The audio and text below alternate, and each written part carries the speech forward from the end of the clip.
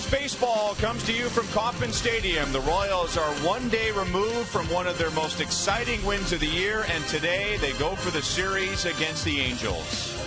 Hi, everyone. Welcome back to the ballpark. I'm Ryan Lefevre. Will Smith will start today against the team that drafted him in a series where we've had bad starting pitching in Game 1. 16 combined runs were scored. The Angels won, and then last night we anticipated a good pitching matchup, Rex, between Jeremy Guthrie and Zach Greinke, and we got more than that. Oh, I'll say, because we got the icing on the cake at the end, the victory, and it came dramatic fashion. But you're right. I'll tell you, Guthrie, he took that ball and hasn't missed a beat, keeping that ball down, using his secondary pitches, but every once in a while you make a mistake. We know what can happen, especially when you have a guy like Morales who's hurt the Royals earlier in the season and Friday night. Greinke looked really good. He was throwing balls off speed. He had his fastball working, and Gordon got him a nice base hit there. But still, once you take the guy out, and the players are all saying, good, get him out, bring in some new meat, Frieri was answered big time. 2-run home run, Billy Butler. That was beautiful. And then Salvi puts the icing on the cake. The crowd at the K, playoff atmosphere, walk-off home run, first in Salvi's career. Call the cops. They ripped off the Angels. It was a beautiful thing if you're a Royals fan. And it was a beautiful thing.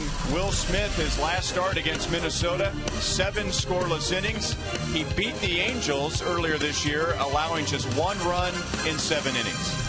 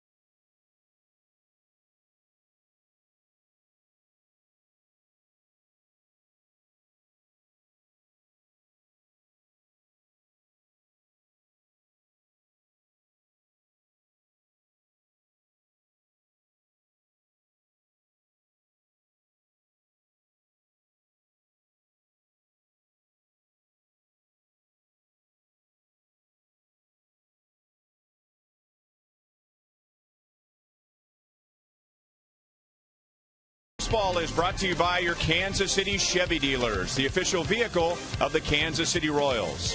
By the Missouri Lottery. When you play, students win. Joel and Monty are coming up next.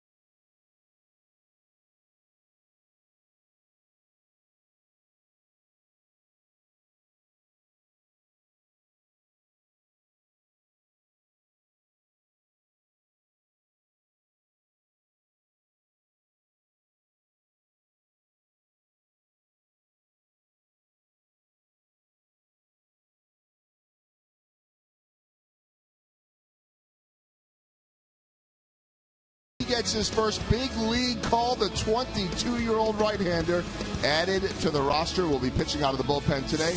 We'll talk more about him later in the game, but Joel Goldberg joined by Royals Hall of Famer Jeff Montgomery. Odorizzi, 22 years old. How about 23-year-old Will Smith going today? Joel, very important for Will Smith to go out and do exactly what he's done in his start last week against the Minnesota Twins. Was very, very pitch efficient. Threw strikes early in the count, did a nice job. He also was able to let his defense go to work for him. And I think the real key for him, again, attack the zone, pitch to contact. 7 innings pitched in his last outing, 0 runs earlier in the week. 7 innings, 1 run earlier in the season against the Angels. Will Smith throws the first pitch coming up next.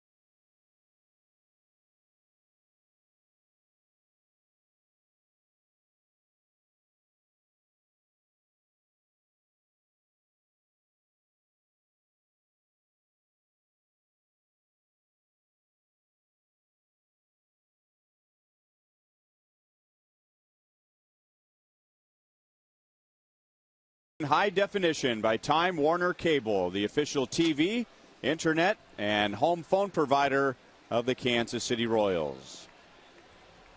It is a cloudy but a comfortable day at the ballpark. A lot more comfortable for the Royals than it is for the Angels after they lost a game with 1 out in the 9th inning last night with the dramatic home runs from Butler and Perez. And here's Mike Scioscia's lineup for tonight, or today. The Angels are 2.5 games out of the wild card race with the opportunity to get to within 1.5 with a victory. Last night it didn't work out, and now they'll face a player originally from their farm system, left-hander Will Smith, who has already beaten the Angels this year. He has, and he knows exactly what he needs to do to repeat that performance, a lot like what Monty and Joel were sharing in the pregame show about attacking the strike zone, trying to stay down in the zone, because this is a powerful team. They can beat you in a lot of ways from different sides of the plate with homers. But stay on the corners, mix in his secondary pitches, and they've been very special. His slider, a little bit shorter than his big curve, but both of those pitches having a good angle striking out batters, especially righties. Keep it down. He's given up 10 home runs, 8 to right-handed batters. Now defending behind him, we're to see Bourgeois out there. We saw him make an error in Friday night's game, but he said, you know what? That happens. I missed it. I'm ready to go again. So keep going. But the left fielder, Alex Gordon, never get tired of talking about this guy, especially the fact that he's an Iron Man. He plays almost every game. Most in majors. He's only missed 1 this year. And last year, he won his first Gold Glove. He made 4 errors last year. This year, he's even better. He's only erred 1 time, and he's made fantastic plays after fantastic plays. He's fun to watch. And I think he has the same hat on today as he did for opening day. Yeah. Some guys are just like that. You're right. He's a grinder, and he likes those salt rings. Those rings that hang out around that bill, you know, they're not the most fragrance. I'm going to say they smell. Yeah. Okay, yeah, you can smell them 2 or 3 lockers over.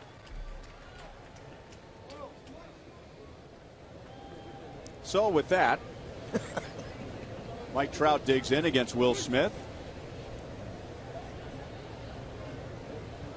And the way Mike Trout has been going this year, he has been relatively quiet in this series. 3 hits, a walk, 1 run scored. He does have a 9-game hitting streak, and he still leads the league with a .331 batting average. 1-1. He also leads the league in runs scored, 116. That is an Angels rookie record.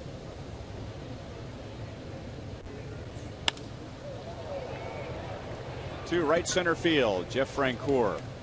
Glad to see the sun behind the clouds. He brings it down, 1 away. Very comfortable, 70 degrees. We started at 1:12 Central Daylight Time. The time and temp is brought to you by the parking spot at KCI. And a slight breeze that's blowing from the right field foul pole to the left.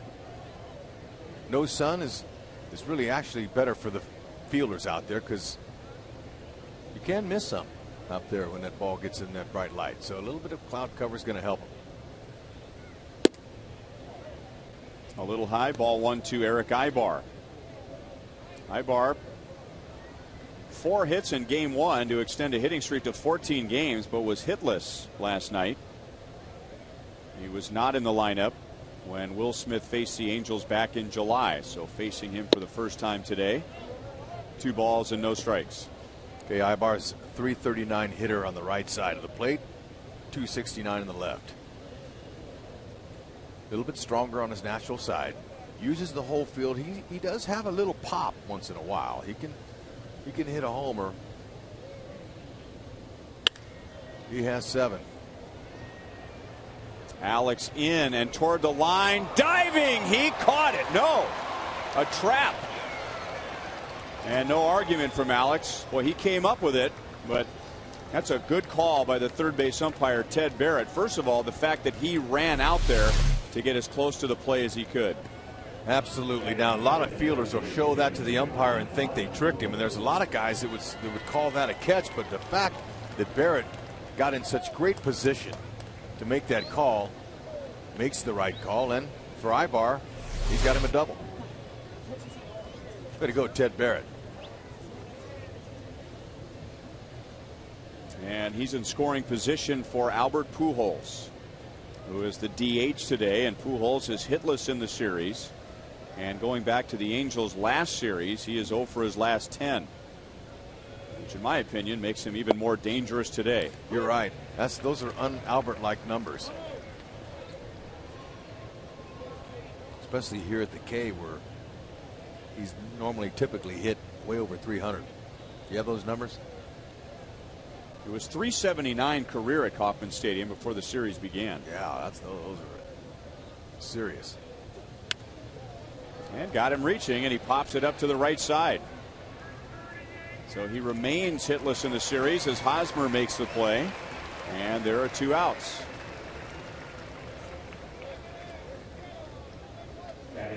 Okay, Albert's been a .281 hitter with a runner in scoring position, but the guy stepping in now, he's been their leader.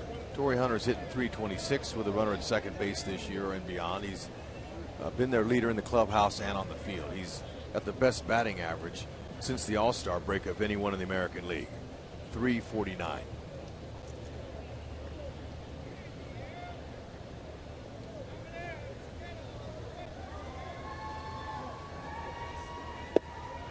And a curveball's in for a strike.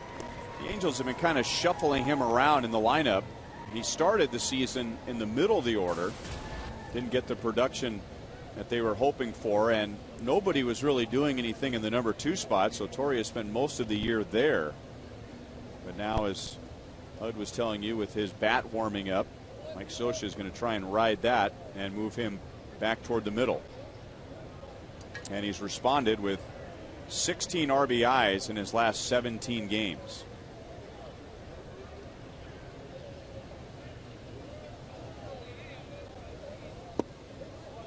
The Angels have not played the way they had hoped and the way many had predicted. But it's not because of their offense, which really wasn't that good last year. The Angels were 10th in the league in runs scored, but now they're 3rd with a good balance of power and speed. 2nd in the league in stolen bases, tied with the Royals.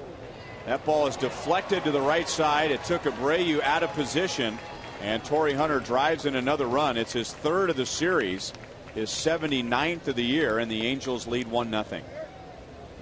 That ball gets by Smith without getting a boot on it. It's going to be a clean knock. But when it hit him and carried him to the second baseman, that was his only chance of retiring him and getting out of the inning, but it just didn't work. Most of the time, whenever it does hit off the pitcher, that's a knock. It's hard for fielders to stop their momentum and make the play.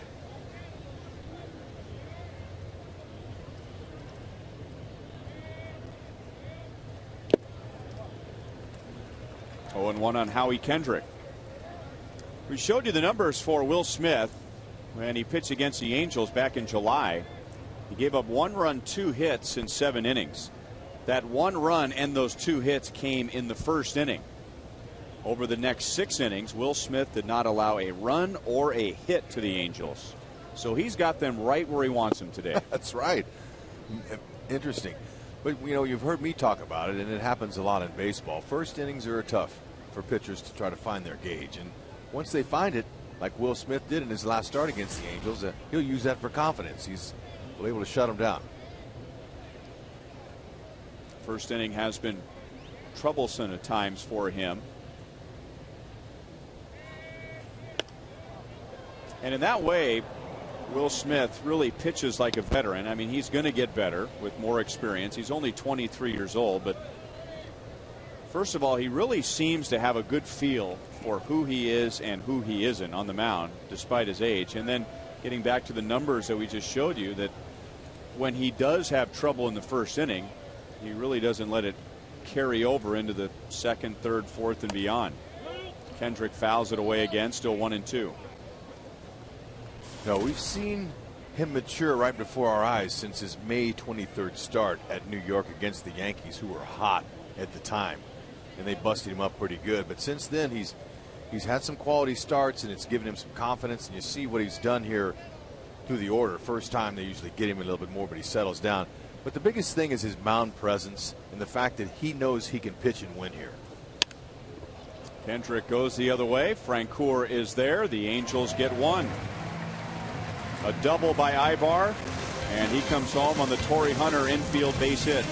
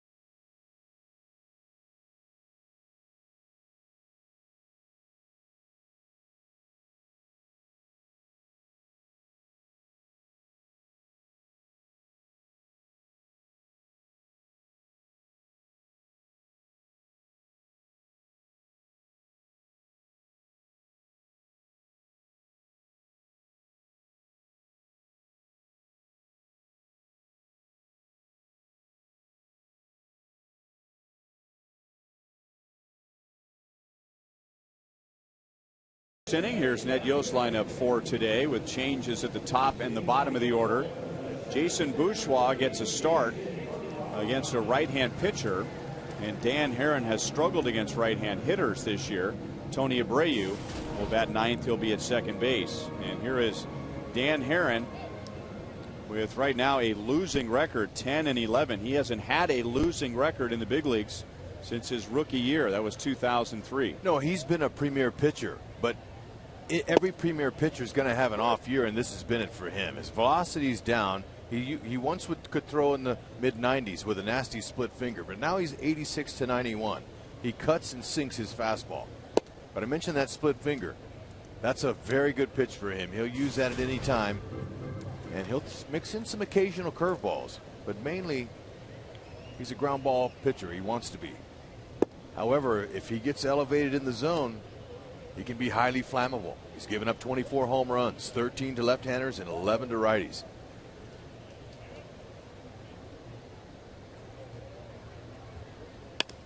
And Bourgeois hits it right to Ibar at shortstop. Bourgeois is out, one away.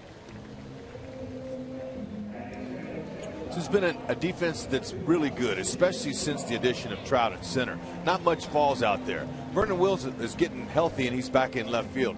But Mark Trumbo, he's a real special angel. This guy has taken everything they've given him. He's always been a team player. He started the season this year against these Royals at third base, but he played first base last year until they went and got Albert. And then, so that kind of left him a guy without a position, but with a huge bat. Didn't know where to put him. But he could play first base every day for any major league team out of the 30. And the Angels might package him up and really be able to get something good for him. He's a solid player and a very good citizen. I'm sure he wouldn't want to hear that. Southern California kid, grew up right near Angels Stadium and grew up an Angels fan. But that's the business. Exactly. When you have too many of one good thing, that's when other teams know that and they say, hey, let us have one of your guys that you have a lot of. That's power. We got Kenry Morales, Trumbo, Albert. 2-2 on Escobar. That's like the Rays. Joe Madden has a stable full of starting pitchers, young and old, a whole bunch of them. So if you need pitching, you want to deal with the teams that have the goods.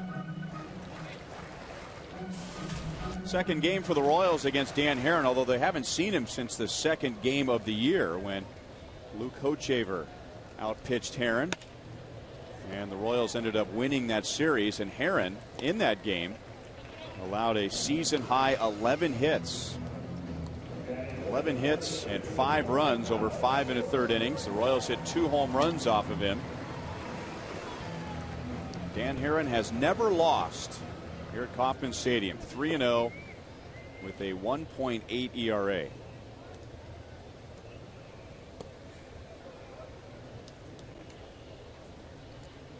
So 2 down to Alex Gordon.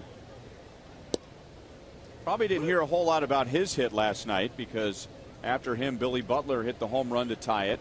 Salvador Perez hit the home run to win it. But after Zach Greinke struck out Alcides Escobar, it appeared that he was going to go all 9 innings. Alex fought off a pitch, got a base hit to left field, and that got Greinke out of the game. And that hit's what prompted Socha to make that change, which ended up a beautiful thing for the Royals. That ball's on the outer half, good short swing. He dropped it right in there, and you know, a lot of managers are going to think, well, maybe they're going to get to him now. And you sometimes take a gamble, and you don't always win. Socha didn't win last night because of what many say should have left Greinke in the game. But that's how hard the job of his managing is. That's called the hot seat. You win some, you lose some. And when you're expected to make the playoffs, after you haven't in the previous 2 years, pressure comes on that, especially with ownership that's really invested deeply in their team financially. So it has not been one of Socha's better years. Alex walks with 2 outs.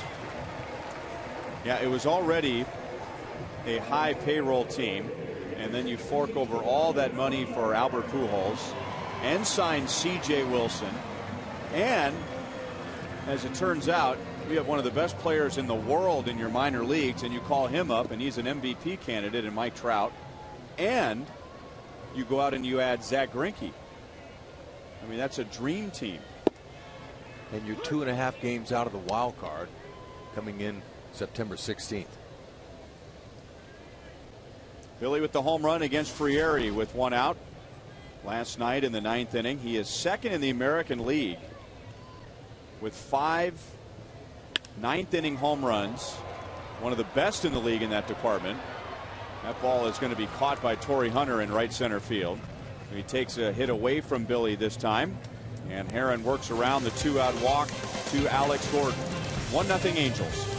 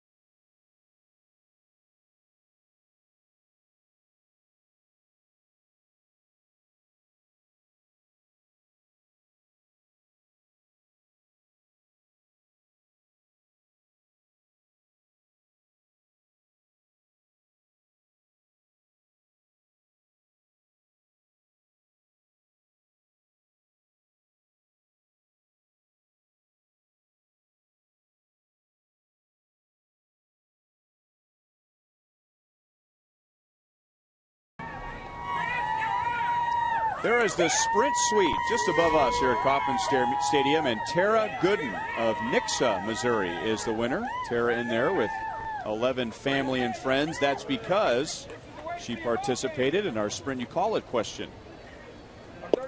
So extra incentive aside from participating in our question every day. You get a bounce back text message from Sprint with instructions on how you can register to win a suite for you and 11 guests. 1-0 Angels on Torrey Hunter's single in the first inning. Vernon Wells leads off against Will Smith, and Wells is going to plop that one out into right center field for a base hit. His 3rd hit of the series, and he was batting just .225 going into that at bat. Yeah, it's tough when you are out for over a month with an injury, and that's what was wrong with him. He couldn't get his timing back, but he's trying to get back in there now, and they need to see him out there. They're paying him a lot of money. They don't want him to sit. He's got some production in him. But how much production would you like to see out of $20 million a year? Well, more than .225 with 11 home runs. And that's nothing personal against him, but man, that's a lot of money. Last year he hit .218 for the Angels and was hoping for a big bounce back season this year, but it hasn't happened. And they've got him signed for next year and the year after that. Will Smith and Alberto Callaspo. 2 years ago they were traded for one another. Sean O'Sullivan was involved in that deal, going from the Angels to the Royals. Alberto played parts of 2008, 2009, 2010 with the Royals, and in 2009, in 155 games, he hit an even .300.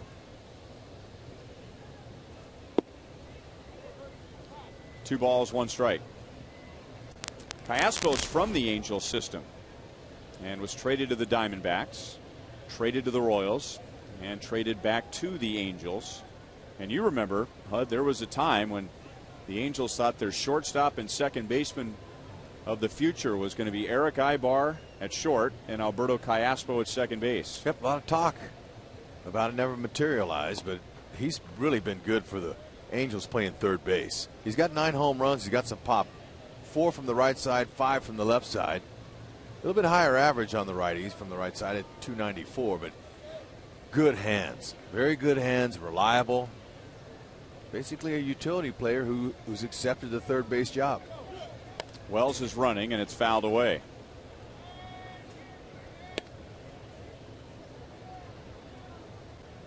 Tell you, it's nice to see utility labels on guys that are able to break that mold and become a position and a regular player. So I commend him for his hard work.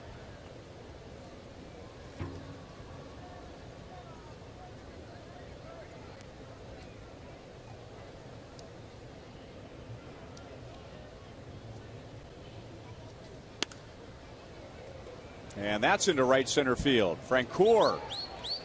And that's going to drop in between Francoeur and Bourgeois. So not hard hit, but well placed. Wow, but I don't know why there was a hesitation by Francoeur. That ball's got to be caught. So either he didn't see it or he thought Bourgeois was going to catch it. But that ball is catchable.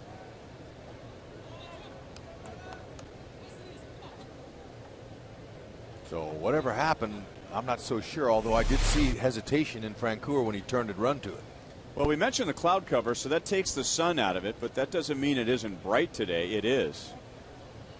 And all it takes is a beat or two of the fielder losing sight of the ball or not judging the depth up against the brightness or the bright clouds. And I'm with you. When that ball was hit, I thought it was going to be caught.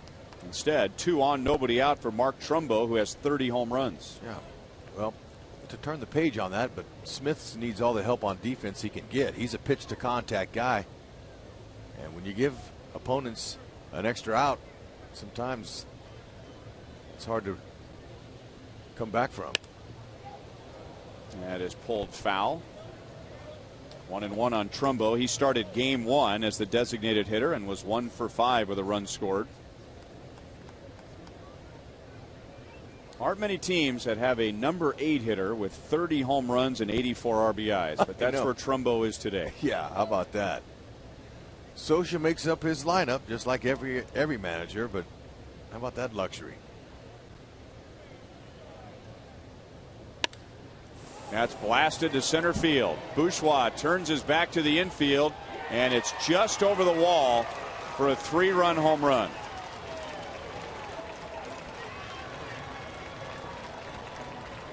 So make that 31 home runs and 87 RBIs for a number 8 hitter who wears number 44. And the Angels have a 4-0 lead in the second inning. And that certainly didn't sound like it was going to stay in the ballpark. It was loud. Right over the middle. And this guy's a beast. He's strong. Now, he didn't get all that ball, but he got enough of it. And there's that play that should have been caught. That's an extra run. So Will's in a little bit of trouble here. And he had recently really cleaned up his home runs allowed. That was something that burned him the first time he was called up. And early after the second time he was called up. 2 balls and no strikes on the hitter Bobby Wilson, the catcher. But Will had not allowed a home run in his previous 2 starts. And had given up only 4 in his previous 60 innings. And now 3 balls, no strikes. Well, why he's been so successful is, at least in his last 2 starts, he's had quality starts, is because he's standing tall on his backside before he delivers. He missed there again. I don't know what's going on, but Dave Island's going to go out with Salvi to try to fix him. But he's been able to stand tall on his backside, balance and separation over the rubber. That's all. That timing's good for his mechanics.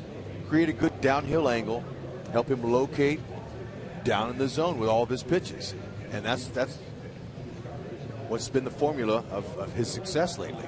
His balance has been good. Well, he's not having a good day today, but when he pitched on Tuesday at Minnesota, he pitched 7 scoreless innings. He struck out 7.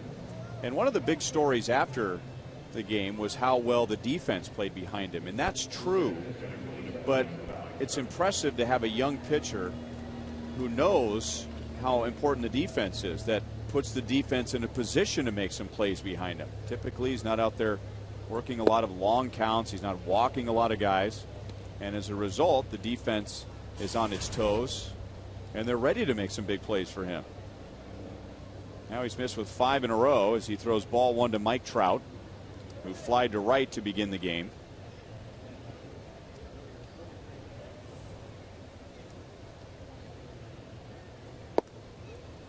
That'll catch the inside. 1 ball, 1 strike. Dave Island probably said, hey, look, use some change-ups, mix in those curveballs and sliders down in the zone. Maybe you can get him to roll over one into a double play. Now, as fast as he is, he's tough to double up, but he has ground into 7 this year.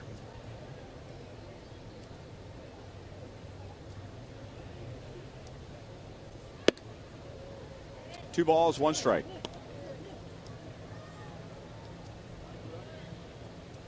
Will Smith was the Angels' 7th round pick in 2008. He was taken out of Gulf Coast Community College in Florida, and the scout that signed him was Tom Kochman, the father of former Angel and big league first baseman Casey Kochman.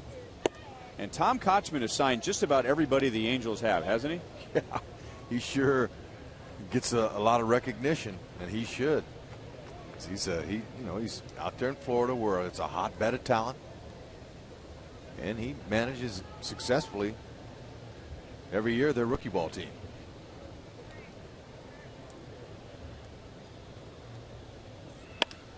And there's the ground ball the Royals were hoping for. Escobar goes to the bag himself, but his throw was high, and he knew he had to hurry with Trout running up the line. So the Royals cut down Wilson at second, and that's all. Yep. Might have had 2 had he flipped it to Abreu and let Abreu take it. He traveled. Maybe he took too many steps to get to second, although the throw beat him. Just was high, pulled him off the bag. Escobar, he knows the runners, he knows all the things that you need to know. He was just a little bit up with the throw. Very close. Looked like Hosmer may have gotten his toe back on the bag right before Trout arrived. Looked like he did to me. Big swing and a miss by Eric Ibar. He doubled up the left field line on a ball that was almost caught by Alex Gordon. Alex came up with it on a trap, and then Ibar scored on Torrey Hunter's base hit.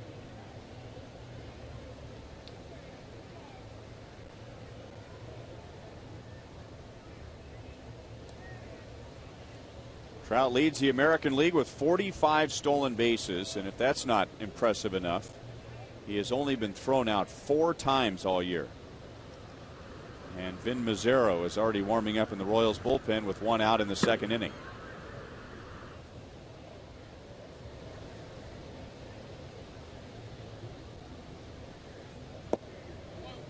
Curveball is low. 1 ball, 1 strike. If he does attempt to steal, it'll be on Will Smith's first move. That means when he first picks up his foot to go home, that's when they take off. That's what it makes it easier for the base runner to focus. The minute he picks up his foot, I'm out. So I'm trying to be a track runner out of the blocks. And the gun, the sound of the gun is a track guy, but the visual effect of him picking up his foot is the key.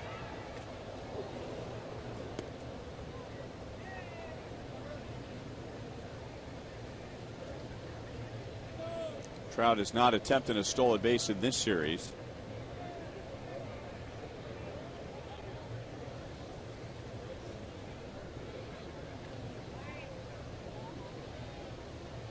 How long will Mike Trout and Eric Hosmer play against one another in the big leagues? Just foul.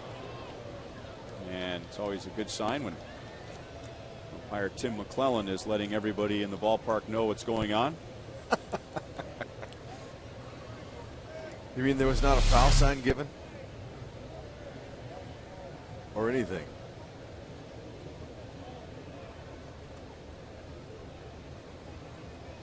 There you go. Oh, there it is. Yeah.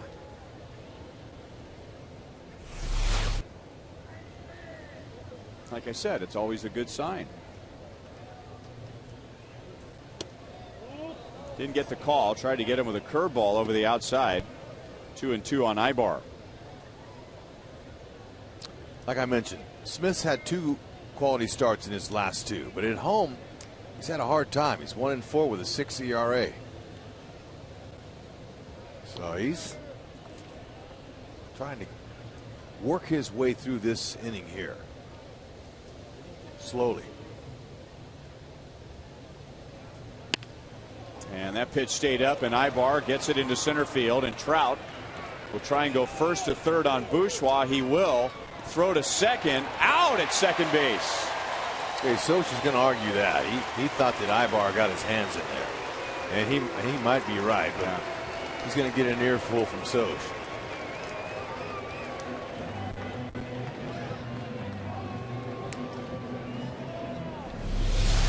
So Moose quickly got that ball after he couldn't get the tag on him. Bourgeois made a good throw down there.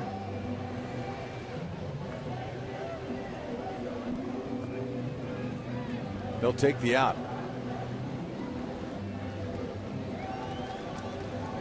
Well, I tell you, it looks like he probably got that right hand in ahead, but on the replay, it's closer than it looked up here. I thought he was safe by a mile. You're right. 2 outs, though. Will Smith's happy about that. Okay, Ibar's hand got in there, but look, after you got to look at it 3 or 4 times, second base umpire was right on the call. I mean, he was standing right there. Got to give him the benefit of the doubt. So it's scored 8-5-4 with Trout going to third, and now 2 down to Albert Pujols, who popped to first in the first inning.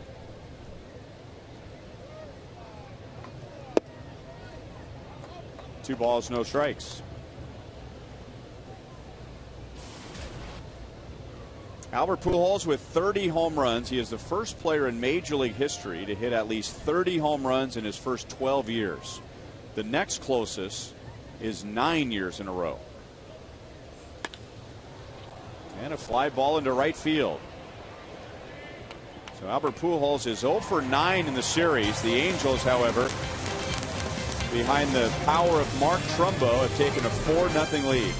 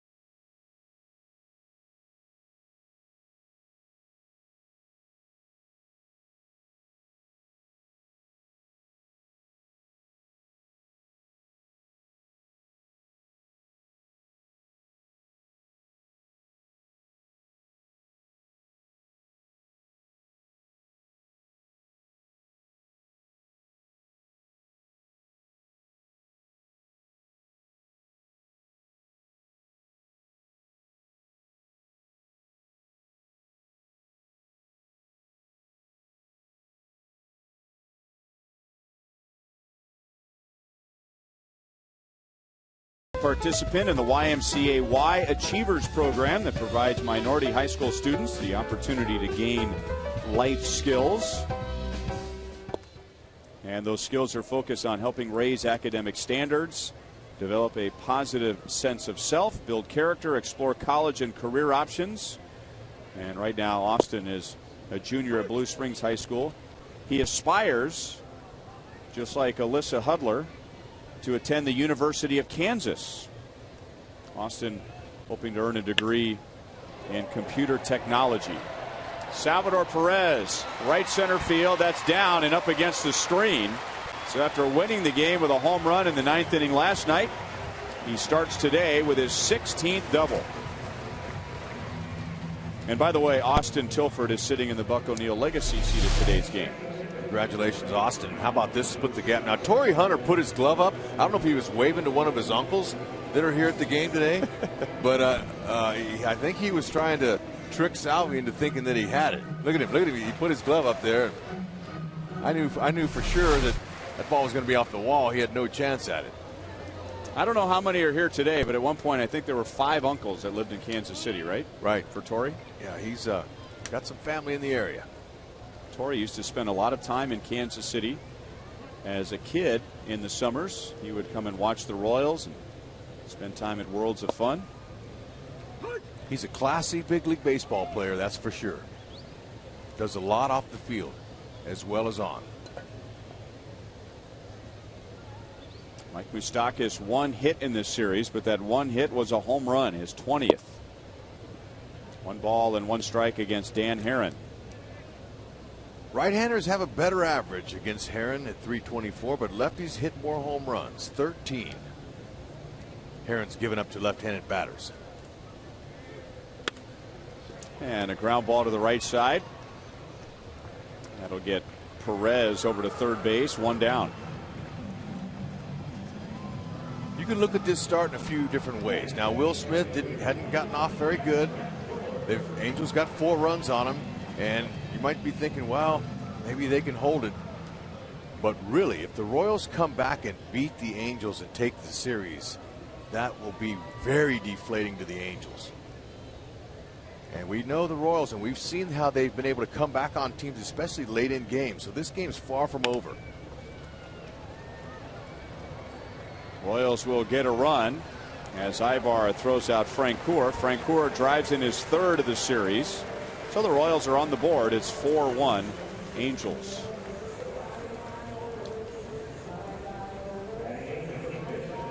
Hoping for a bigger inning down this much early in the game, but a double and a ground ball getting the runner to third, another ground ball getting him home. And now Eric Hosmer with 2 outs, nobody on. Now Hosmer, he doesn't have a hit in this series, but slowly he's starting to pile up the walks,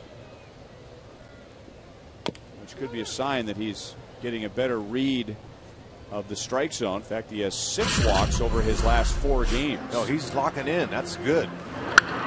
Ooh, that wasn't so good for Herron. That ball ended up on the inner half and ended up a souvenir out at Angel Stadium. Back first series of the year.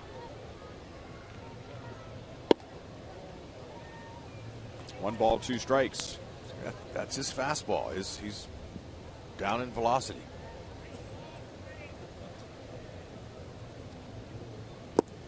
And you pointed out earlier his difficulty against righties, and I guess if you wanted to look at one number in particular for Herron, that's a result of his down year.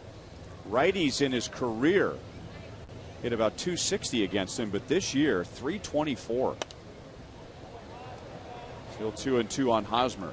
Yeah, so now he's feeding that split finger changeup combination. It's split finger is what it is, and it's going away to lefties. And Herron's staying with that. Hosmer is because he's trying to pull it.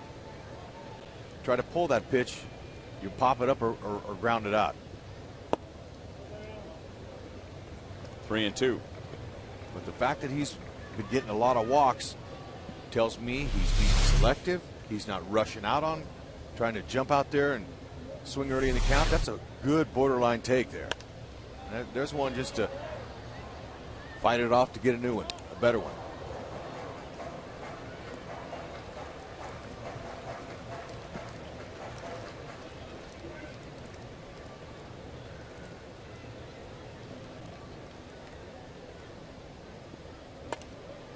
And he fights off another pitch, still 3-2. Hosmer checks in here at 240 for the year, but over his last 30 games, he is hitting 300. And even though he has improved, the Royals continue to bat him in the number 8 spot. The high bouncer out to Kendrick, and that's the inning. The Royals get a run in the second. Francoeur drives in Perez. It's 4-1 Angels to the third.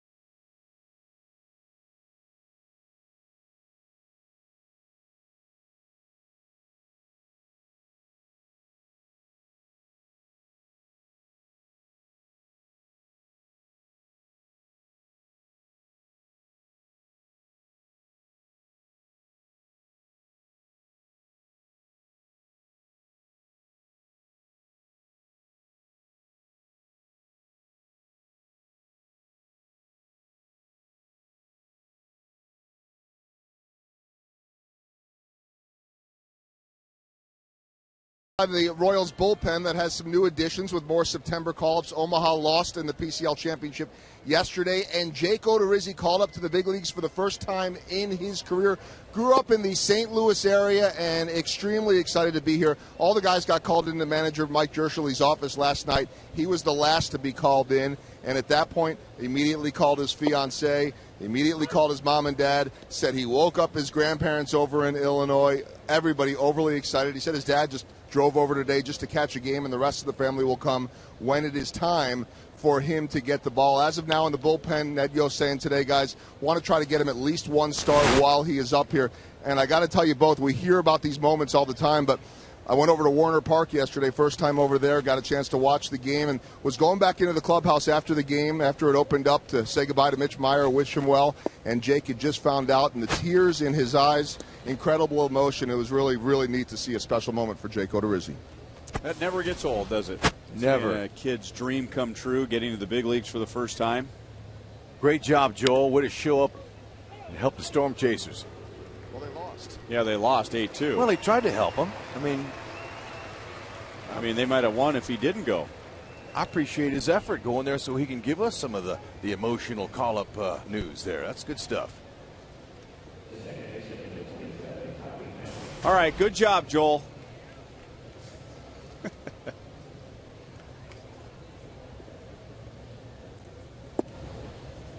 And a strike from Will Smith to Howie Kendrick. Omaha winning the first round of the playoffs and then losing in that championship series to Reno in 4 games in a best-of-5.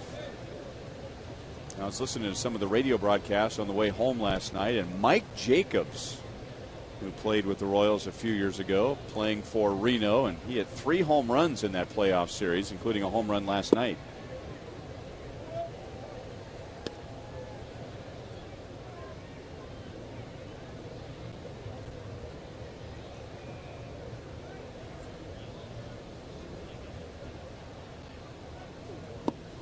And Kendrick strikes out. That's Will Smith's first. Hey, 2 down in the 3rd inning. That's the pitch that's been working for him in his previous 2 starts. The last Fireworks Friday of the season is coming up on September 21st, and the Royals are pulling out all of the stops. A fireworks finale spectacular presented by Hy-Vee and Pepsi. It's also a buck night. So that means hot dogs, peanuts, and soft drinks are just $1 each. That's the Royals and the Indians, September 21st. Royals.com or 1-800-6-ROYALS for tickets. 1-1 on Wells. Hey, watch the depth of this breaking ball. I mean, that's a lot of good angle there. It probably broke 4 feet.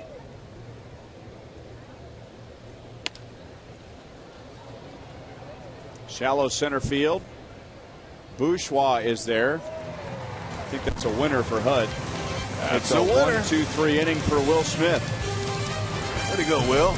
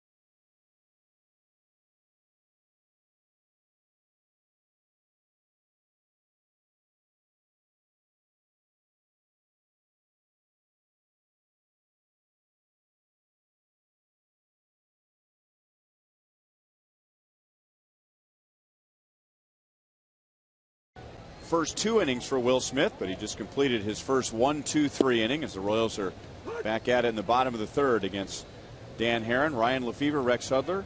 Royals Hall of Famer Jeff Montgomery is here, and we want to talk about the last 2 nights, and in particular the work of Ernesto Frieri, the Angels closer. Now he had a 30-pitch high stress save in game 1. Then he comes into the middle of the inning last night with 1 on 1 out in a 2-run game. 2 completely different situations, and I wonder how much. I mean, we don't know for sure, but what do you think? How much do you think that carried over from game 1 to game 2? You know, it's hard to say, Ryan, but I know as a closer, when you have the opportunity to get back out on back-to-back nights, usually the second night you're going to be a little sharper than the first night, regardless of how many pitches you have to throw. Tony Abreu into right field, and that is gone. His first home run as a Royal. And it's a 4-2 game in the bottom of the 3rd.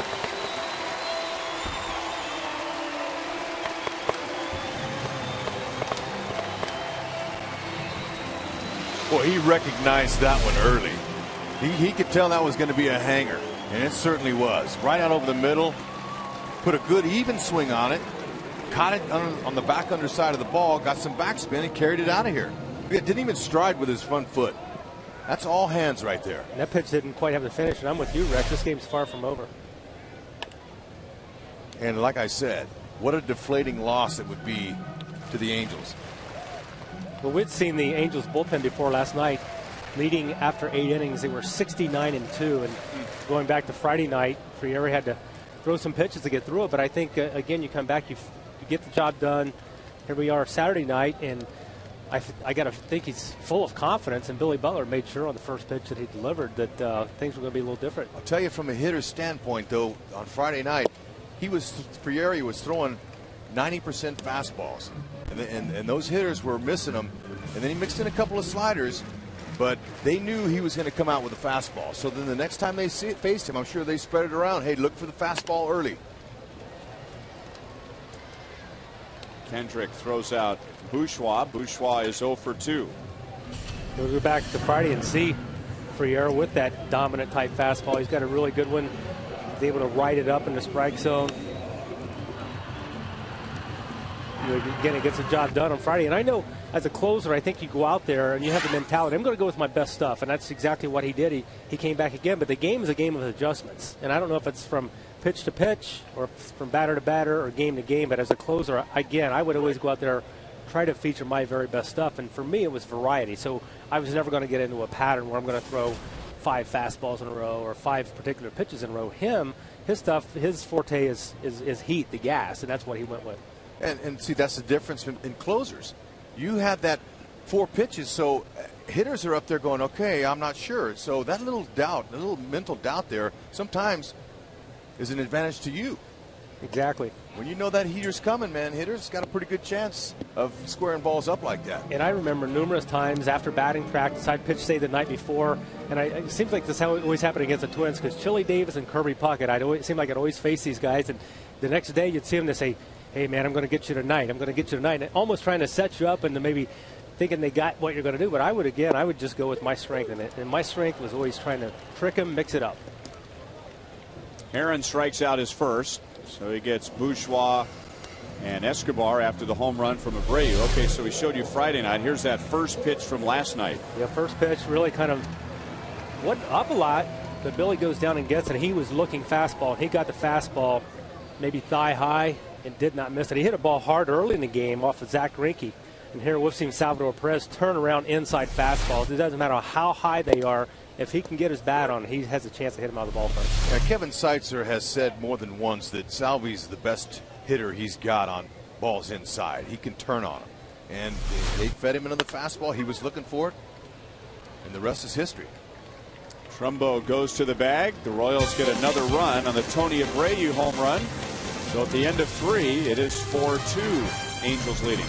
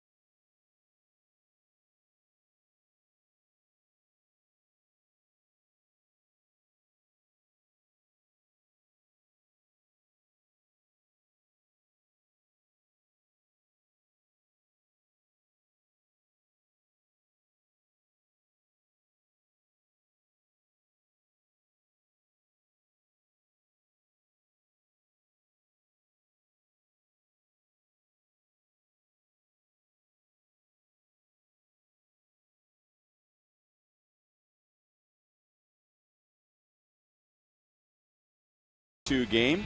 In conjunction with Inked Student Night, the Royals are hosting a college fair on Wednesday, September 19th before the Royals and the White Sox. Any fan with a ticket to the game can head to the outfield experience inside of Gate A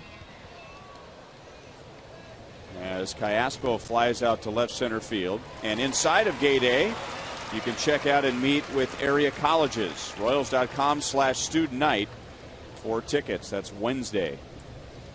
And back to the booth with Royals Hall of Famer Jeff Montgomery. We talked about Ernesto Frieri and his work Friday and Saturday. Will Smith pitched really well against the Angels first time, and there's been a lot of time in between starts, but this isn't the first time in baseball history where a guy really thrives against a team one time and then they've got a little different answer for him second time around. And really the key today is got the ball up and really not allowed his infield to do their job. They do such a good job. He had a clean inning last inning, but this first couple innings gets the ball up, has base runners, and not able to get the ground ball to get the double play, which he was so successful with, even going back to his last start in Minnesota. And he's 0-2 here with Trumbo, who had a 3-run home run off of him back in the second inning. Here was the pitch to Trumbo, and that's a ball that's hittable. And to a guy like that, if he gets a good part of the bat on it, it's out of here, and it was. But see, that curveball's been a really good pitch for him. Dave Island likes to talk about how he's been separating and balancing over the rubber, and separating when that leg comes up to go home, the hands come out, Monty, and he's creating a good downhill angle for his pitches. That's what's made him successful the last few starts anyway. Right, and if he's able to stay on top like that and get the downhill angle where the hitters are hitting the top half of the ball, that's where you get the ground balls. And it doesn't, he doesn't have the type stuff to be a high strikeout guy. He can get the strikeout, especially with that curveball against the left hand. He's, when he needs it.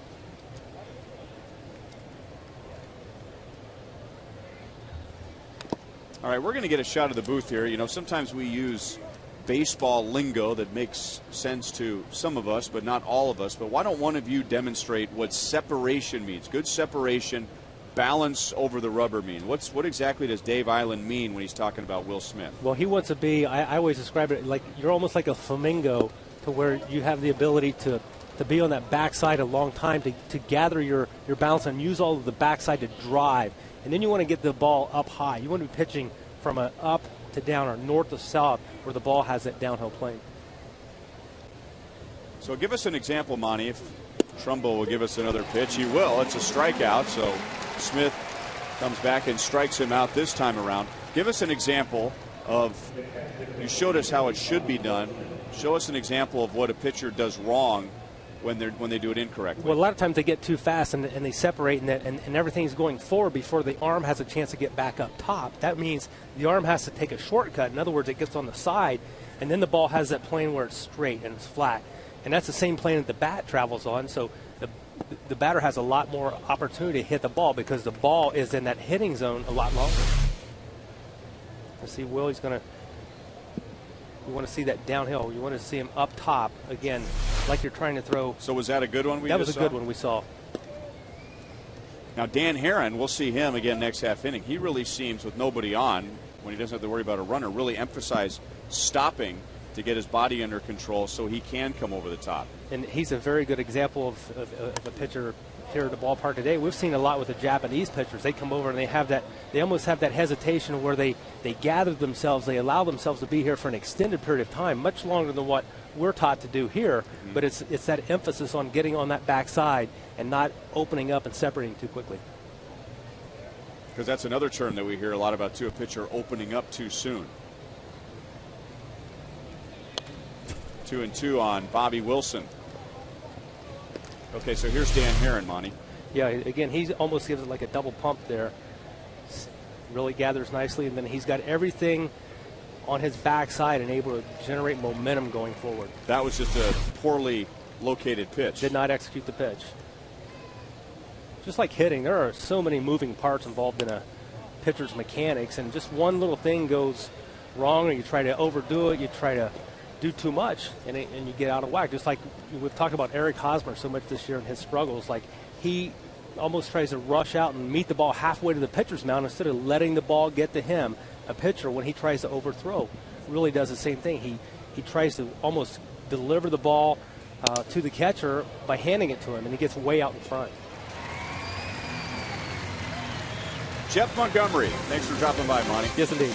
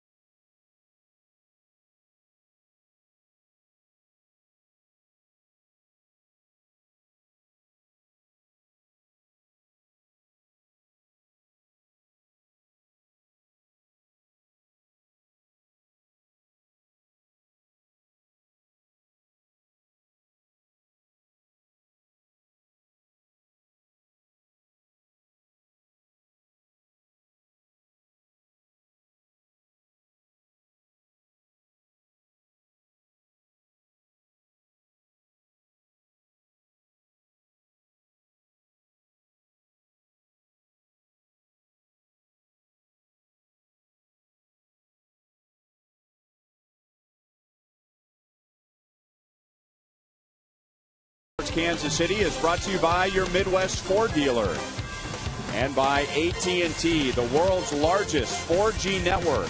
AT, rethink possible.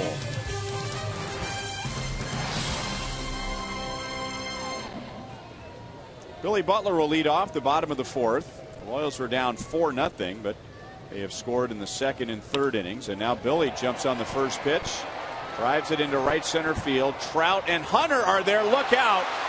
Trout goes down. So does the ball. And Billy's at second base with nobody out. Okay, I could see that coming because both fielders were looking at the ball. And it looked like Trout had a better beat on it. And Torrey Hunter was a little bit too far into center field territory. Now I could see him calling it. Trout's calling it, but Hunter, it hits off of the palm. It's off of his palm of his glove hand and collides there, and you hope everybody's all right. Trout might have got a Charlie horse. Hunter might have kneed him in the side or the leg, but he's got a little limp going, and that's not exactly what Scioscia wanted to see there. Torrey might have gotten an elbow to the ribs. You typically, your center fielder has priority. Like I said, Torrey Hunter was too far into his territory over there to go after that ball. If he backs off, that ball Trout catches easily. Well, there it was. Yeah, Hunter kneed Trout in the right thigh. Now we've seen both angles, and I've seen Torrey calling for it from one angle, and I've seen Trout calling for it at one angle. And sometimes you can be calling for it at the same time and you don't hear the other guy, right? That's what happened in this case. But Torrey, being a center fielder himself, maybe forgot that he didn't have priority there. That's Trout's ball all the way.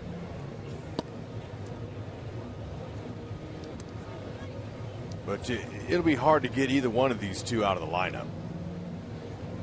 They're not going to come out of the game for that. Now they're going to talk it over. What happened?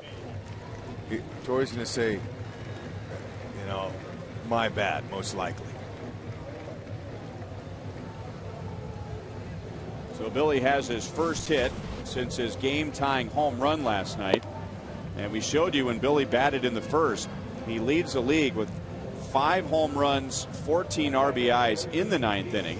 And the Royals as a team have thrived in the 9th inning, batting .256 in tonight's Toyota League leaders, with the Angels second in the league at .248.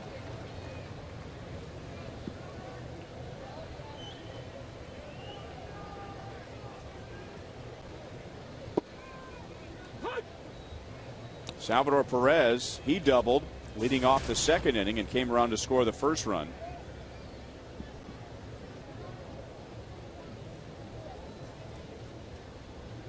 Jeff Francoeur got him home with a ground ball to short. Tony Abreu homered in the third inning for the Royals, and now Perez is trying to go to the right side and at the very minimum advance Billy Butler to third.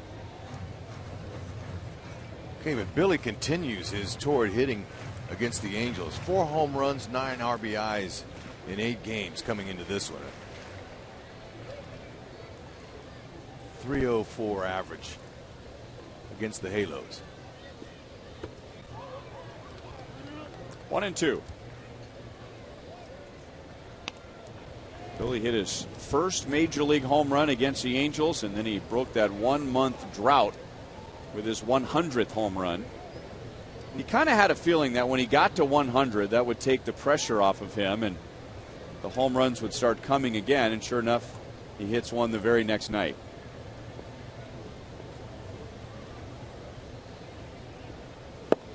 And Perez goes chasing. You don't see that happen very often. Aaron gets him to go out of the strike zone. That's his second strikeout. Against C.J. Wilson, Billy Butler on Friday night. Yep, and that was that big 100 home run, and he got a curtain call. That was nice for Billy, and especially the crowd to be able to tell him how much they appreciate him in his season this year.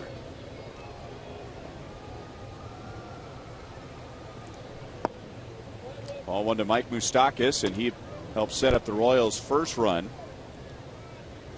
Grounded out to first in the second inning. That got Perez to third, and then Francoeur's ground ball to short got Perez home. Billy Butler was standing at second base looking out to Torrey Hunter and right, see it like he is now. And look at him. He's talking to Torrey Hunter. And Torrey's saying, don't go. He gave him the muscle sign that he flexed his muscle. Don't go. I'll nail you. It'll be up to Eddie Rodriguez, the third base coach, to hold him on a clean single to Hunter. Hold him or let him go. And Herron doesn't want to give him any pitches inside, so he's trying to stay away.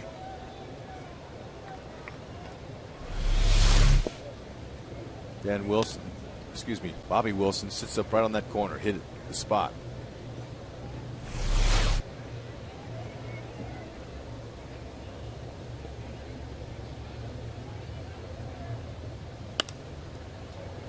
Two and two. A reminder as you enjoy a cold one to look forward to Miller Time later in tonight's game, brought to you by Miller Lite. Billy Butler provided that last night. The game tying home run to straightaway center field. Moustakas strikes out. That's Herron's third. So after the Butler double, Herron has come back to strike out Perez and Moustakas.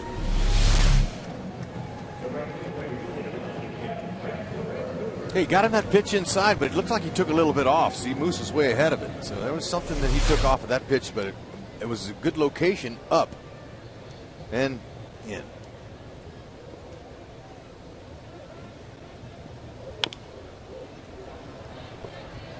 That's a foul ball off the third base line.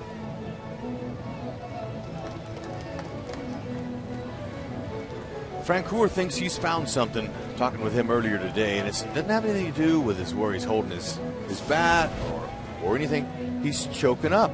He said that he's choking up about 1.5 inches to 2 inches on his bat. It's given him more control of the bat, and he's able to wait longer.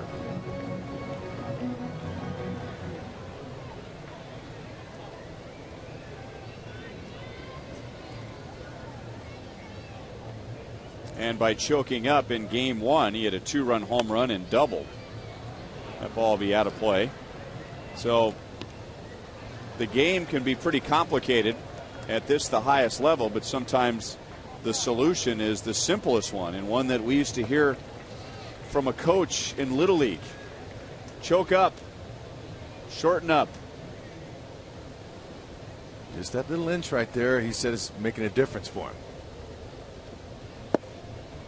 And Francoeur, he's a good 2-strike hitter. He spreads out a little bit, and he's good at going with pitches.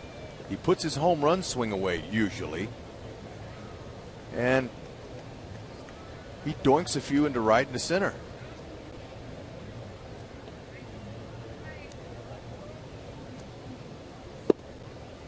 Two and two. Because that's what pitchers try to do when they get ahead of you. Nibble on the outside corner, down low, try to make you swing at him. And he's had some success getting some RBIs that way.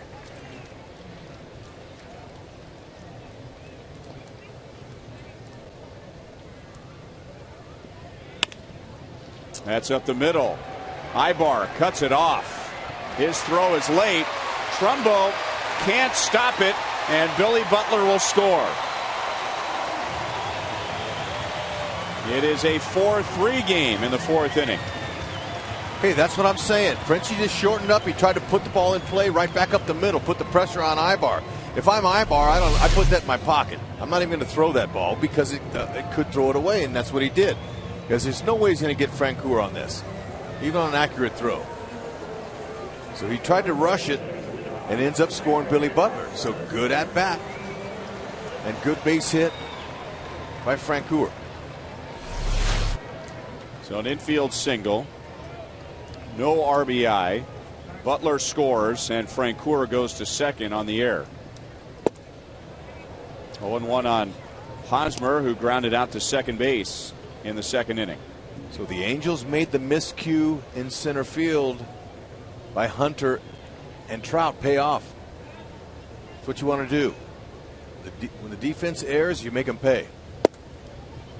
And we've said it 100 times. That's why fielding percentage at times can be deceptive, because the Butler play was ruled a hit, so no error, so it doesn't show up in the fielding percentage, but that's a play that should have been made. And if it is, the Angels are out of the inning. Instead, because of another error, the Royals have a run, and the tying run in scoring position, 1-2 on Hosmer.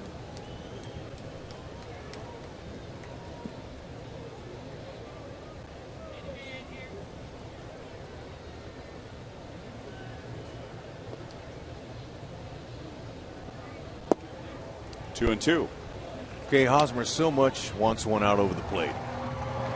Herron's doing a good job nibbling. He's keeping the ball away from him and then coming inside but way off the plate.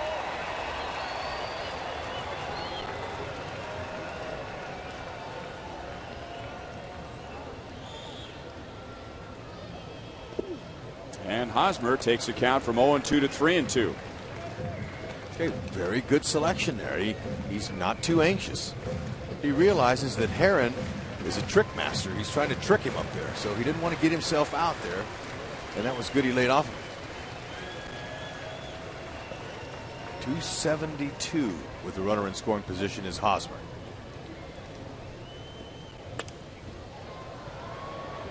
Aspo runs near the dugout suite, around the dugout suite, and you can tell there that's a guy who's familiar with Kauffman Stadium, as he is, because he knew that that corner was there and tried to get around it. A lot of players will take the direct route from third or first. They go right to the suite, and then it lands on the far end of the suite on the dirt.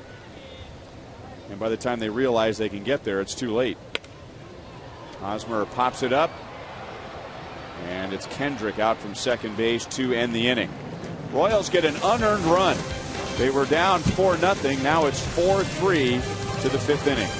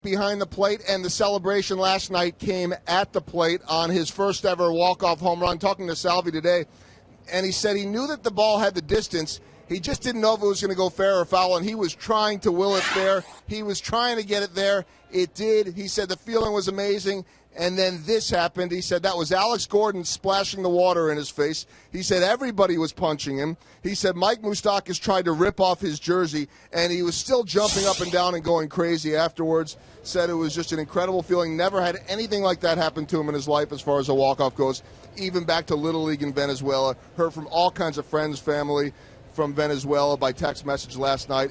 And I asked him, guys, I said, you love picking runners off. Most in the big leagues, that's your favorite thing. How about last night? How does that compare? And he said, even better. Guys? Boy, did that game change in a hurry. Royals hadn't scored a single run in 8 1/3 innings against Zach Greinke. And then Alex Gordon gets the base hit. The pitching change. One pitch later, the game is tied. 2 pitches after that, the game is over. And that was as loud and electric as the crowd has been all year at the ballpark.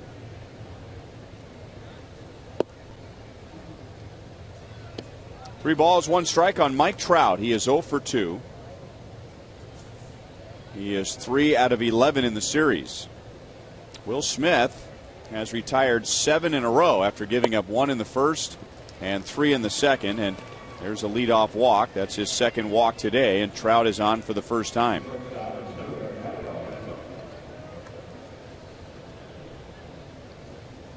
Well, today is Sunday, and every Sunday at the ballpark is a family fun day Sunday. So come on out a week from today. It's the Royals' last Sunday home game of the year, and bring the kids. They'll enjoy face painters, balloon artists, kids entertainment by Radio Disney, and much more. Sundays at the ballpark is your family destination. Go to Royals.com/Sunday for more information and for tickets. There's a youngster who was here last night. Armed Forces Day, and fans got a blue camouflage cap. So he's back at it again today, the day game after the night game, and it looks like he's got a good seat. That looks like the front row. I don't see any of those hats up here in the booth.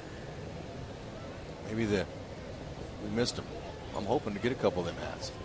Those are nice.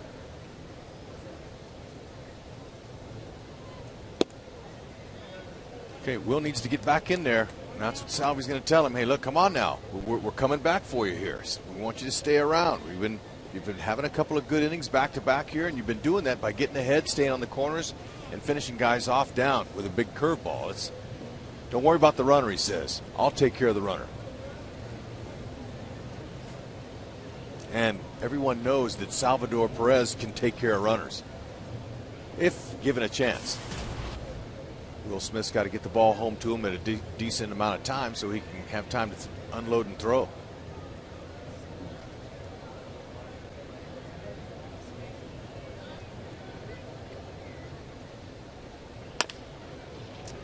Abreu goes to the bag, throws back to first, double play. Boy, now that's some nifty glove work right there.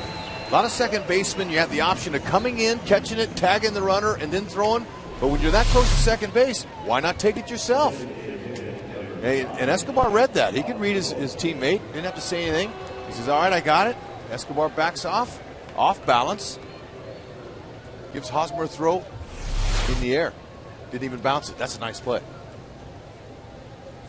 So Pujols comes up with nobody on base.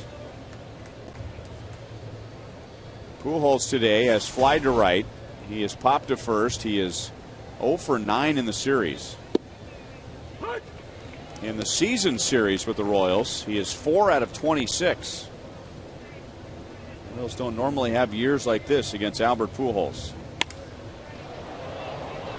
Hit well to center field. Bourgeois is back, and that's off the wall, so the double play is huge. Pujols gets his first hit of the series. He's going to try for 3. Royals have a chance. They got him. He bit off a little more than he could chew. Bourgeois, strong throw to the cutoff man. Escobar put a ball right on the bag for Moose to tag him. Look at Bourgeois lined up. Perfect throw by Escobar. Right on the money, honey. You're out, Albert.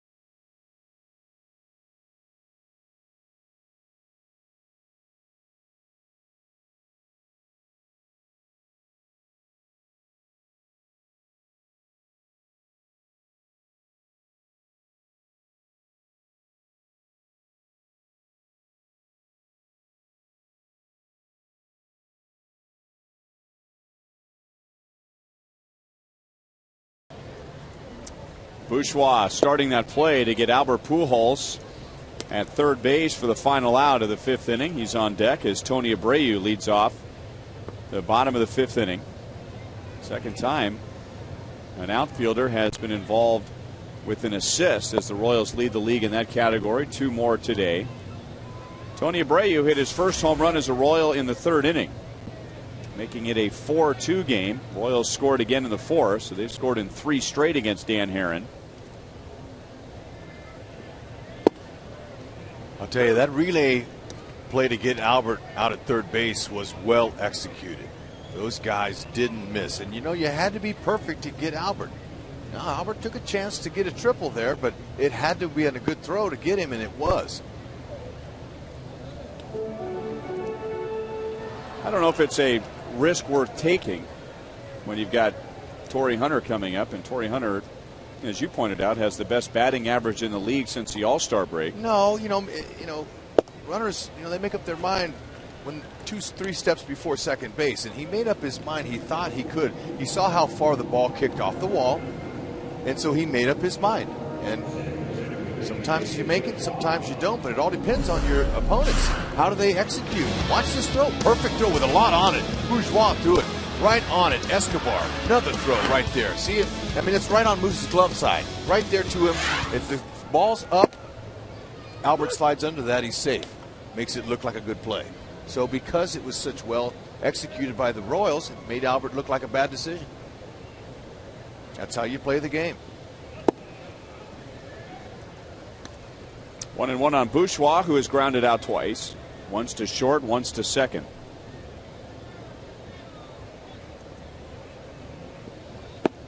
Well, getting back to the double play right before Pujols, I mean, every time he has come to the plate in the series, you figure he's going to break out. I mean, I can't remember Pujols ever being 0 for 9 against the Royals in a series, and sure enough, there's the double off the wall. But it came right after a double play, and nobody was on base. Bourgeois is on with 1 out. And he has 2 stolen bases in the series, so we'll keep an eye on him as Escobar comes to the plate.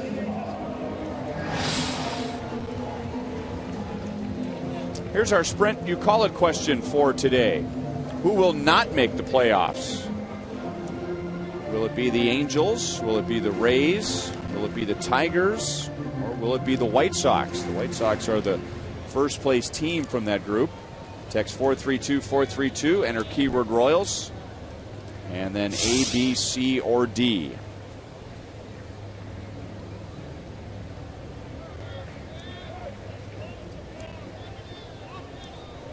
And a balk was called. It was called by the first base umpire, Tim McClellan. And Dan Herron did not argue the call.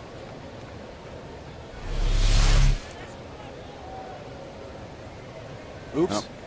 Yeah, whenever you get a cleat stuck in on that rubber, and there's a little hesitation there, that'll get you. He pointed to the rubber too, as if to say, "Hey, it wasn't my fault. It was the slab. I mean, I was trying to do it the right way, but something grabbed me." It did. Now it's up to Escobar to see if he can figure it out. Now watch it. See, yeah. Yep, that is a balk. I agree with you, Tim McClellan. But Escobar struck out his first at bat. Looked like Herron teased him a little bit. Got him to look bad on some off-speed pitches. He's a guy that you can't guess on. You have to put him in the zone. That means pick a spot out if you're a hitter out where you want it, and anything that comes in that area, that's when you swing instead of guessing pitches.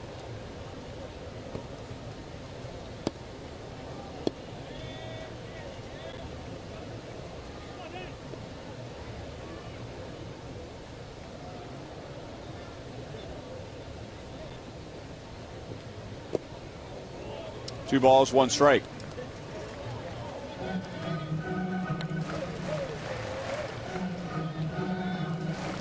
Dan Herron is at 82 pitches, and they're working in the Angel bullpen.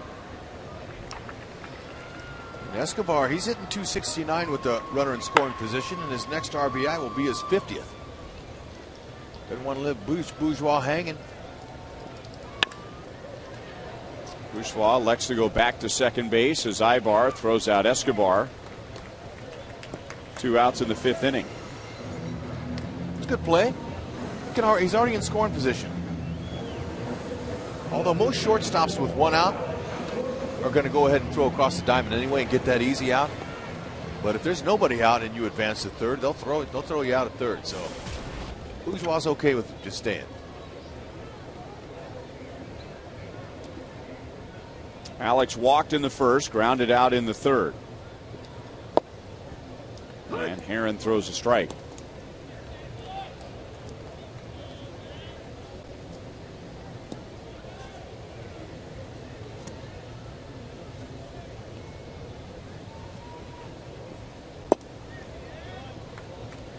One and one. Angels got 1 in the 1st. They scored 3 in the 2nd. So they had an early 4-0 lead against Will Smith. But the Royals with 1 in the 2nd, 1 in the 3rd, 1 in the 4th, and a chance for another one here in the 5th. It's called a strike, and Alex is down 1-2.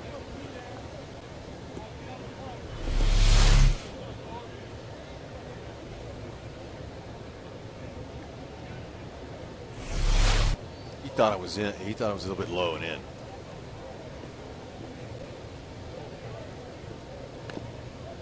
Just got a piece of it. Got a piece of the ball. He got a big piece of the catcher, Wilson. Yeah, there's no padding right there on the quad where he's rubbing it. And that was squared up by his thigh. Just another owie. Not going to get much sympathy from the manager. Probably had that happen to him 1,000 times in his long career. Great career as a player. Fastball gets Alex to end the inning. Heron's 5th. The Royals leave Bourgeois at second base. At the end of 5, the Royals are down by 1.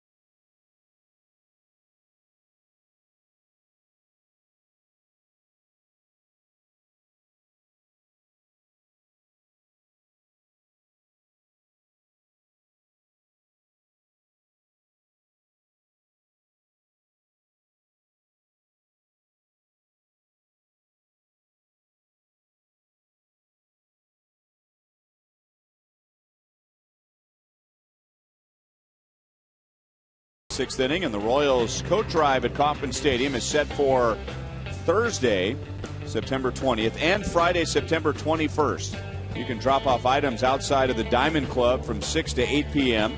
Fans are encouraged to donate blankets, coats, and winter accessories to benefit Safe Home. Go to Royals.com or call 1-800-6-ROYALS for tickets.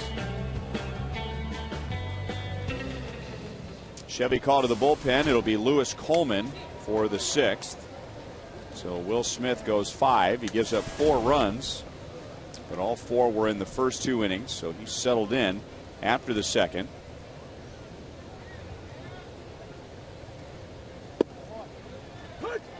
Torrey Hunter drove in the Angels' first run in the 1st. 1 for 2 today. He has 3 RBIs in the series, and he has 17 RBIs over his last 18 games. Okay, Coleman got him to offer on that slider. Lewis, he can tighten up a slider to make it break about 5 inches, and then he has one that breaks about 12 inches. So it's very effective strikeout pitch for him, but he's got to set up on the corners with his fastball, and he's got a good fastball.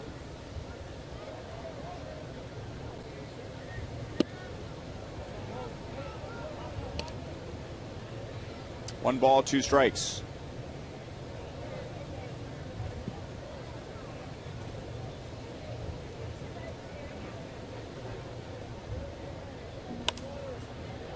Had a pretty good swing, still 1-2. The deception of Coleman's sidearm slider is really hard for righties to keep their front shoulder closed on it. So let's see if he tries to, if Salvi calls it here.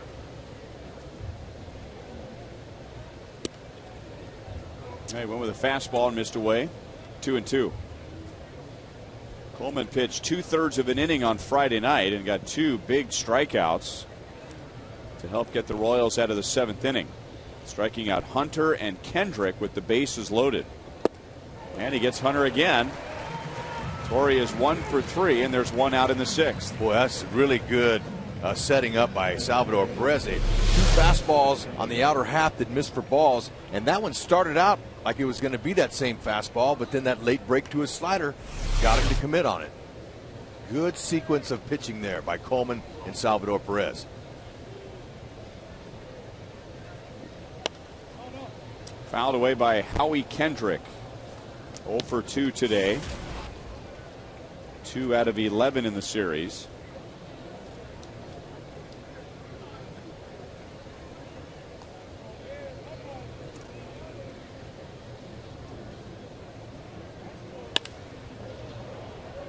To right field, and Jeff Francoeur is there. 2 up, 2 down against Coleman. All right, let's take a look at the first round of our Sprint, you call it, responses for today. 37% don't believe the Angels will end up in the playoffs, followed by 26% the Tigers. And what those 2 teams have in common is that they went out and they spent a lot of money on free agent first basemen, which catapult them into favorites. So it would be a huge disappointment for the Angels and the Tigers if that comes true. Oh, without a doubt. High expectations come with large payrolls, but you can't buy championships. The Angel fans were all excited in the offseason about the acquisition of Albert, and they should have been. I mean, that's a guy that one of the best hitters, probably the best hitter in baseball. And you get him and you get C.J. Wilson, and to add to your already talented lineup, the expectations are only natural. They're going to go to the postseason, but it hasn't been that way. They've been very inconsistent, especially with that real rough start in April they had. They won only 9 games. There they are in the wild card. So if the season ended today, it would be Oakland and Baltimore. But that guy right there is 2-time manager of the year in 2002 and 2009. He's the Angels' all-time winningest manager with over 1,000 wins coming into this season. He's won 5 division titles. Scioscia's a premier manager.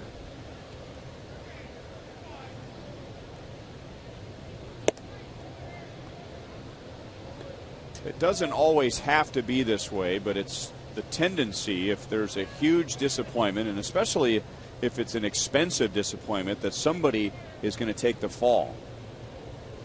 Usually that's what happens. But look, if it is Mike, shoot, there'll be a lot of suitors for him. And it doesn't mean that Mike Scioscia has forgotten how to manage, because he hasn't. I mean, Angels have had a heck of a run. Even without going to the playoffs the past couple of years, they've still won 5 of the last 9 American League West titles. They won the World Series in 2002. Okay, that was only 3 years into Scioscia's managerial career. And he built a championship team in 3 years with what they had. But they had a lot of young, talented players, a lot like the Royals have.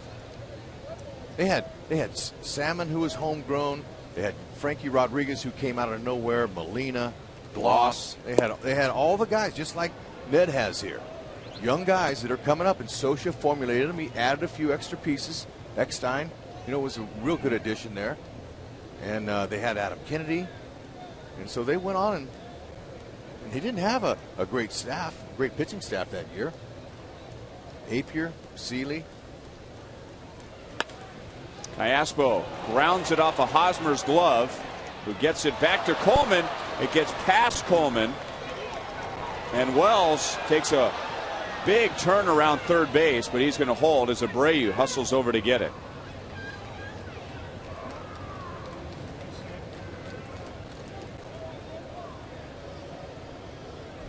Okay, Hosmer, ball deflected off his glove, and the throw was a little bit behind Coleman. It's a little bit behind him there, or else they would have been out of the inning. Now, Abreu has to negotiate his way around Cayaspo, and Hosmer's going to be charged with the error. Now, Vernon Wells, he's thinking about it, and he goes, well, I don't think I better go. Especially with who's coming up.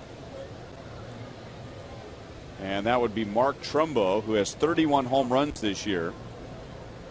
And number 31 came in the second inning today, and that was worth 3 runs.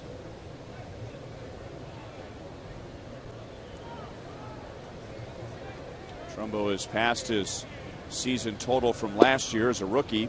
He had 29 home runs for the Angels.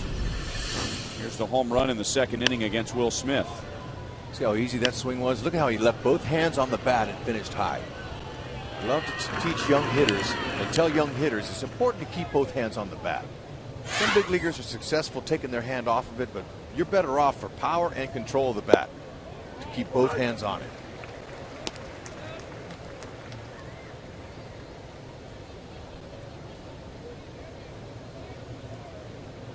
Two years ago in the minor leagues, Trumbo hit 36 home runs. That's in 5 months. And he tied Mike Moustakas for the minor league lead that year in home runs. Coleman got him to commit. That's a swing. 1 ball, 2 strikes.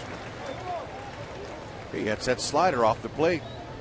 It's messing with Trumbo now.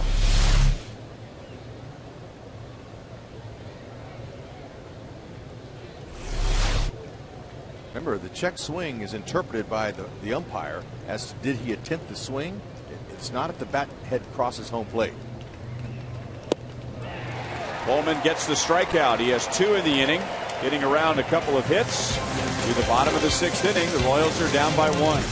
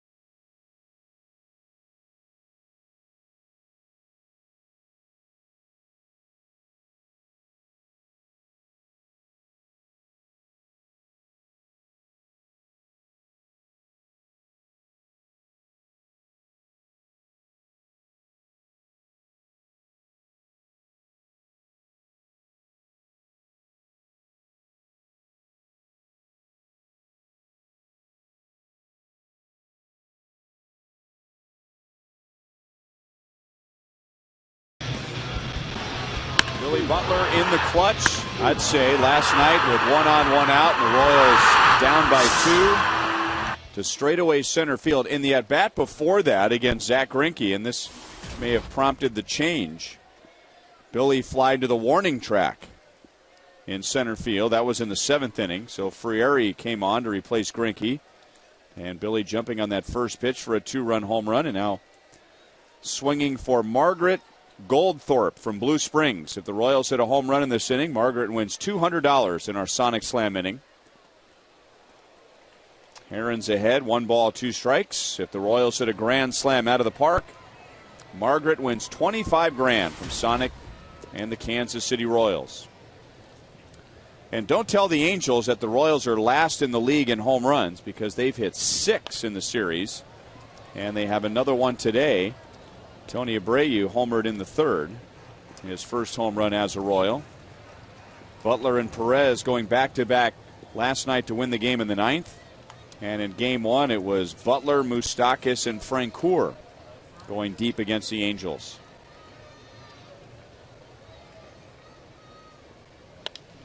Billy trying to stay back on that pitch and fouls it off the tarp.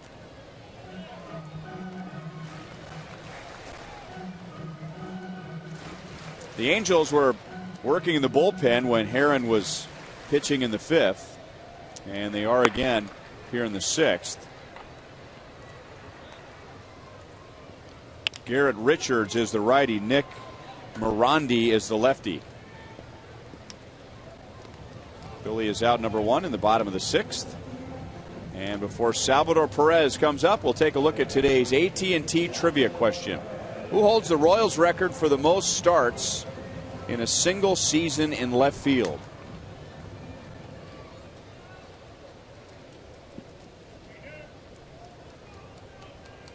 How about Lou Piniella? Is it Lou Piniella?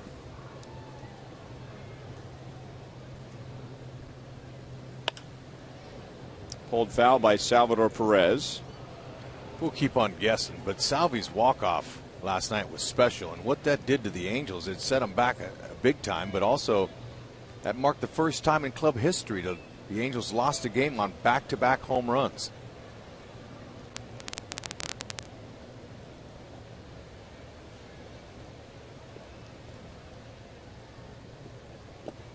One ball, 2 strikes. You mentioned it earlier, it's just the 3rd defeat this season when leading after 8 innings.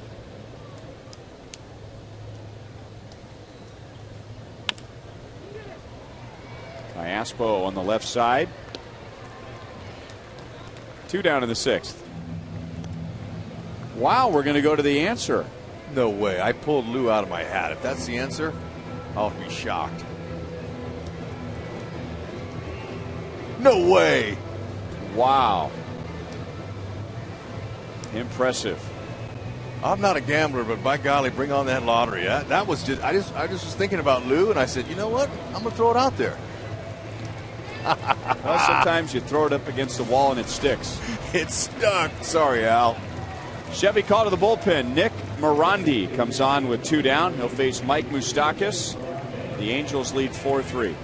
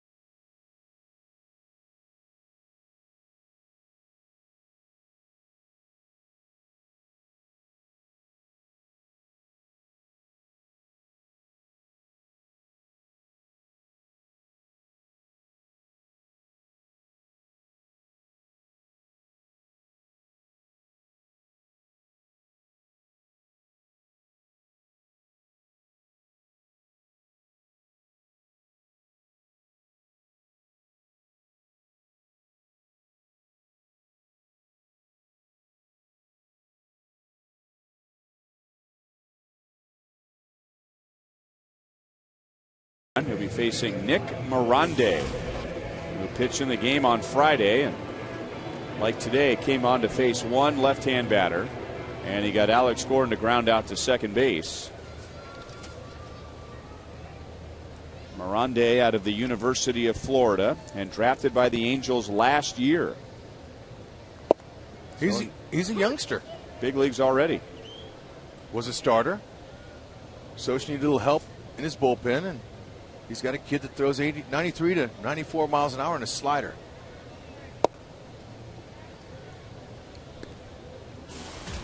Moustakas has grounded to first, and he is struck out.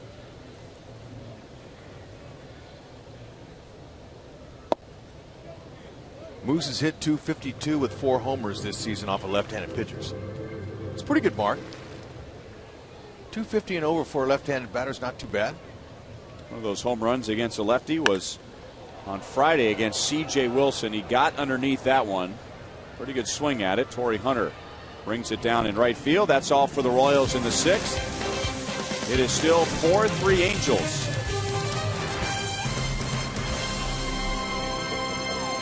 Just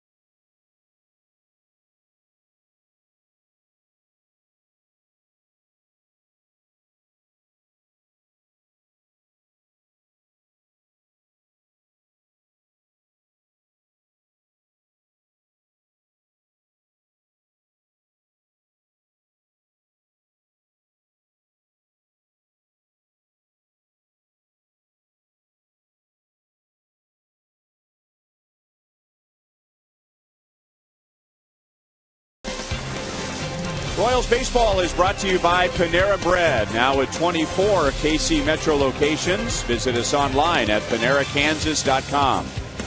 By AT UVerse, the new wireless receiver from AT&T UVerse. Visit att.com/freeyourtv. Rethink possible.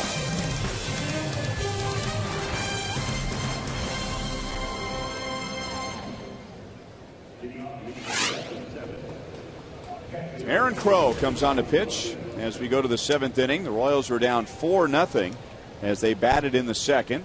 They scored 1 run. They added another in the 3rd, 1 more in the 4th. So 4-3. That matches the numbers on Aaron Crow's jersey as he takes over and pitches to Bobby Wilson, the Angels catcher, followed by Mike Trout and Eric Ibar.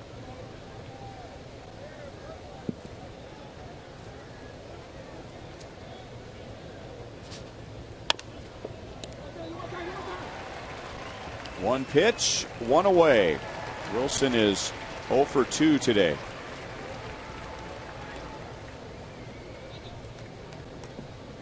Okay, fastball slider after Lewis Coleman. Good job by Lewis. Came in there and did exactly what they wanted him to do. Struck out Trumbo with a couple of guys on, helping his team win.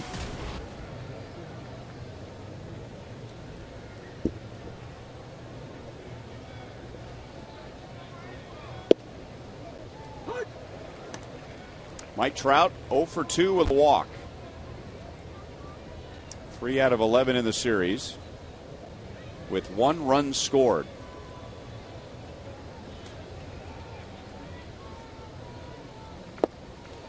You know, you can go on and on about everything he's done this year as a rookie, and especially at his age. But the power, I think, has surprised everybody. It has to. As he hit 22 home runs to begin his minor league career. That was in 1,300 professional at-bats. And now in his first year in the big leagues, first full year in the big leagues, or close to, he has 27 home runs. He experienced a lot of success with the long ball when he first got here. And what that does is that tells him, hey, look, I can become a power threat too, and I'm in a groove. Now that's a nice swing. A little emergency, tried to save it, but even a better pitch by Crow. Slider's really looking good today. But confidence is everything for players, even veterans, but mainly rookies. And when you get going in a groove like that, all of a sudden you find it. And look at that. That's an emergency swing there. He almost got a piece of it, but good for Crow. Keep that guy off the base.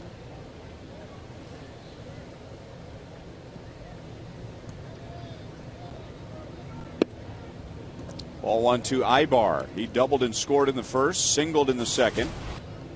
So 2 hits for him today, right after losing a 14-game hitting streak last night. And he continues to punish the Royals.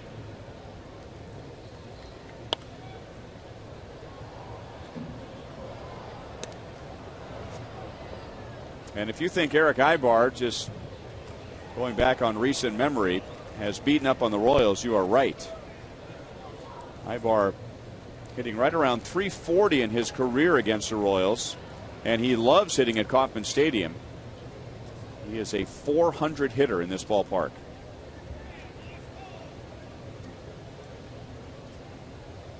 That's in 26 games.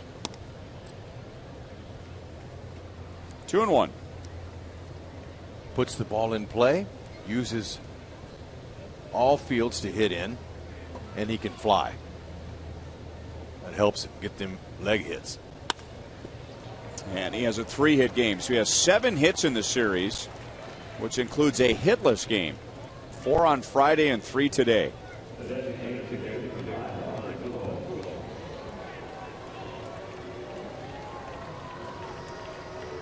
And now Albert Pujols, who tried to stretch a double into a triple in the 5th inning with 2 outs. The Royals threw him out, and that was with Torrey Hunter on deck.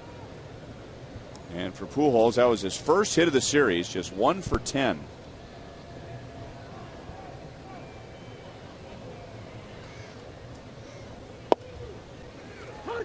Oh, 1. I hear the bottom line on that sign says Albert. Well, he did a lot. I don't think that's all St. Louis fans. No, but he did a lot. 2 world championships in his run there.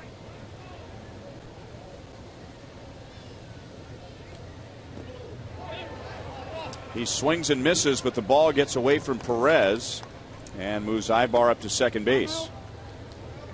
Okay, takes hitters a few times around to figure out that slider by Crow, but Pujols hit one hard off the wall. Bourgeois backed up. Albert said, I got a chance for 3 on it. Bourgeois hits Escobar. The trail on the cutoff. Perfect throw to Moose. That was with Torrey Hunter coming up, and of course with 2 outs, you make that last out at third with an RBI guy coming up behind you. Doesn't look good.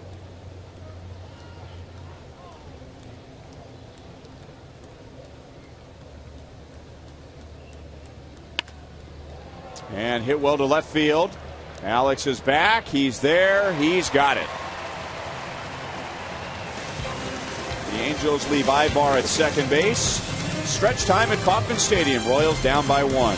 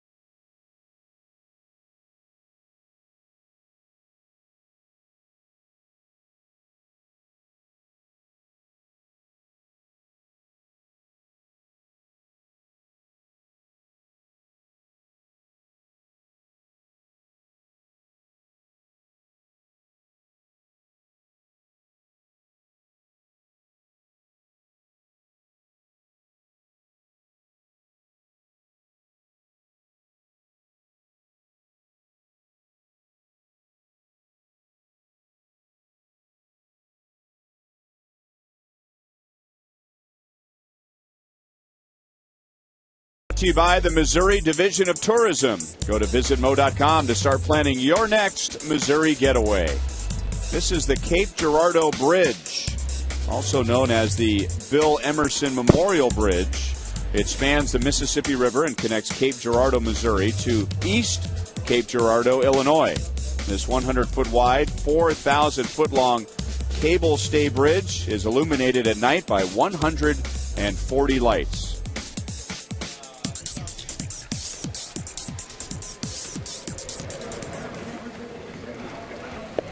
And this is Kauffman Stadium in Kansas City, where the flags here and all around the country are at half staff by order of the president after the death of the U.S. ambassador to Libya, Christopher Stevens. So we have that on our minds, and it was also an emotional day here yesterday and evening. It was Armed Forces Day here at the ballpark, and the Royals really put on a great show honoring our servicemen and women serving here and around the world. And we had some great reunions yesterday, some video tributes from troops back to their families here in Kansas City, and we caught one Royal off guard. Johnny Giavotella was kind enough to escort some of the families onto the field for the tributes. Little did he know that the Royals had a video from his cousin who is serving abroad, had a message for the fans here at Kauffman Stadium and for Johnny. Great night, also a very emotional night. Yes, way to go, Ryan. UMC did a great thing last night. Garrett Richards will take over in the bottom of the 7th inning. You'll get Jeff Francoeur, Eric Hosmer, and Tony Abreu. Dan Herron went 5 2/3. He gave up 3 runs. Nick Mirande faced Moustakas to get the final out of the 6th. Francoeur has an infield single and an RBI. Drove in Perez with a ground out in the 2nd inning. Francoeur has driven in 3 in the series. Okay, Richards got a 93 to 97 mile an hour fastball. He'll try to sink it, and he's got a slider.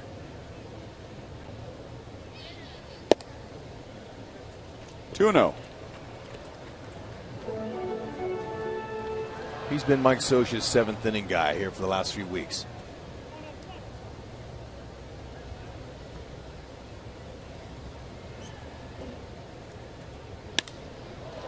Francoeur, right center field, didn't get it solid, and that allows Hunter to come over from right and cut it off. He of 9 Gold Gloves, Torrey Hunter.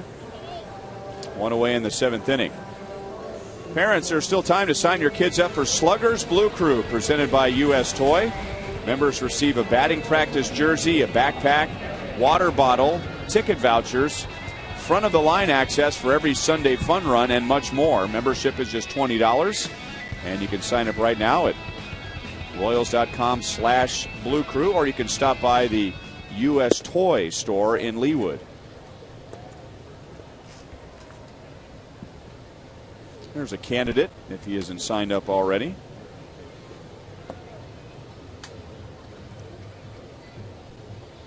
Hosmer was 0 for 2 against Herron today, and he goes after a high pitch. And Cayaspo goes into foul ground for the 2nd out. Well, that's an at-bat that Haas would like to move on from.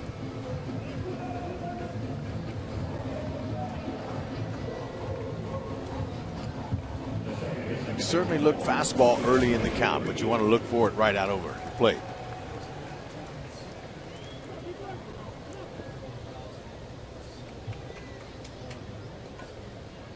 Tony Abreu homered in the 3rd inning, his first home run as a Royal. Hit it to right center field off of Dan Herron, and then Herron struck him out in the 5th.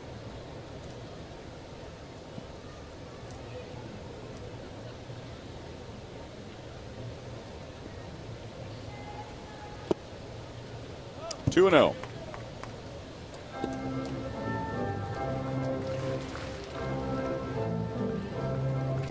Abreu gets the start today at second base. In place of Johnny Giavotella, who started the first 2 games of the series.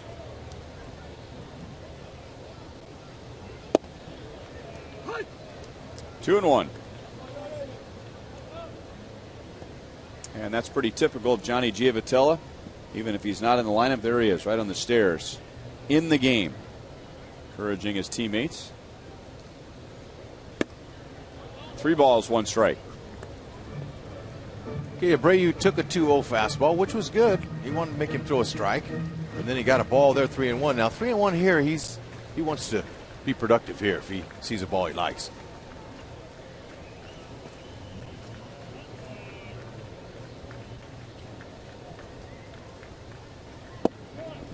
Not the pitch he was looking for. That's a 96-mile-an-hour fastball that looked like it had some natural cut to it. Got a little hump on it. I mean, it's not straight, that's for sure. And now we'll see what he gets on 3-2. Same pitch, didn't have the same bite on it, and we'll do it again.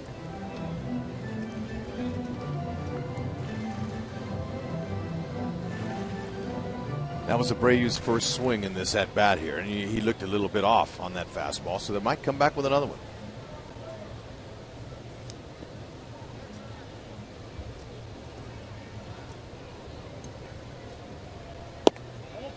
It is ball 4 with 2 outs. Wow, excellent plate appearance. Very selective, very patient. So with 2 outs, Bourgeois got a chance now to hit a gap.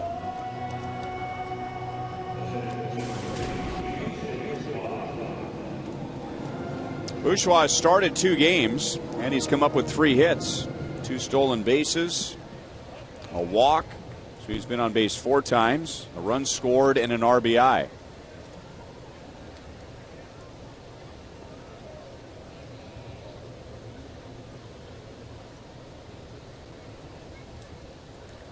Ned Yost was asked before the game today why Bourgeois with a right-handed starter. When the Royals acquired Bourgeois from the Astros, along with Humberto Quintero during spring training, the thought was Bourgeois would be a backup outfielder and somebody who could hit against left-hand pitching, and he went off on left-hand pitching last year for Houston. And with David Lowe as a possibility to start against the right-hand pitcher, Ned Yost simply said, we want to get a longer look at Bourgeois, give him a chance to start against a right-hand pitcher. And Gerard Dyson is not available. Lorenzo Cain is not available. Bourgeois, he loves that. He's like, all right, this is my time now, my turn.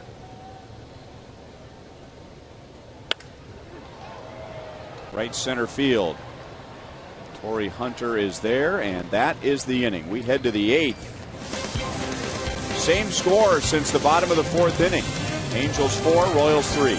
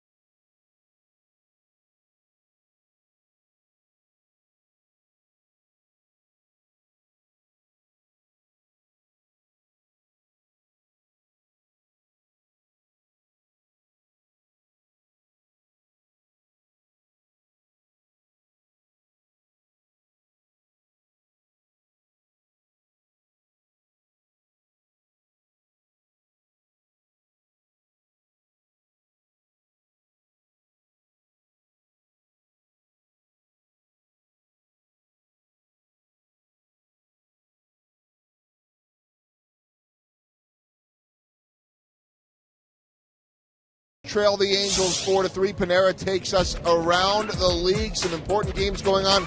Yankees win over Tampa. Bad news for Tampa Bay in that one, and for Baltimore too. Boston shut out by Toronto. Their miserable season continues. Chicago beating Minnesota, looking for the sweep there. Detroit looking to keep pace one game back with the sweep in Cleveland. They will play each other for that makeup game that was rained out earlier in the week tomorrow before the White Sox come. A lot at stake, and really, since the White Sox and Tigers played a few days ago, nothing in the standings has changed. Ryan? All right, Joel, and Royals still have their hand in on how the Central Division will shape up. Those 3 against Chicago, 4 at Detroit, and then the Royals' final 3 games of the season will be here against Detroit. Kelvin Herrera takes over in the 8th inning. Will Smith went 5. He gave up the 4 runs. Coleman pitched the 6th. Crow the 7th. And Herrera's ahead 1-2 on Torrey Hunter. Okay, he's got that good changeup and a little slider to go along with that mid to upper 90s fastball. So he's got options here, 1-2.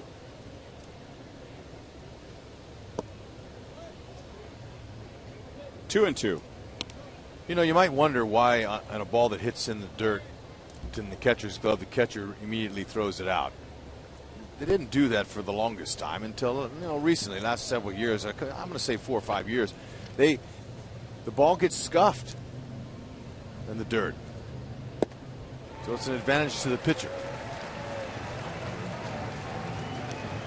Joel was just talking about Chicago and Minnesota, and let's take a look at what's going on there. This is Scott Diamond pitching for the Twins, and that's Adam Dunn swinging for the White Sox. And that would be home run number 39.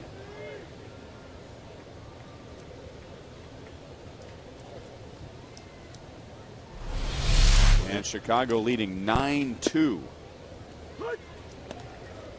They missed his bat for several games because he had a little rib contusion, little rib injury there, and they need him big time. He needs to stay healthy. That ball there looked like it was hit to St. Paul.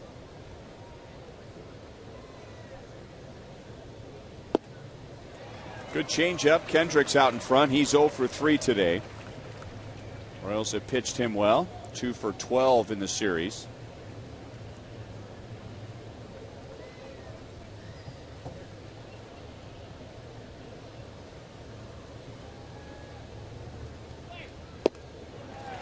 Three-pitch strikeout and 2 strikeouts for Herrera in the 8th.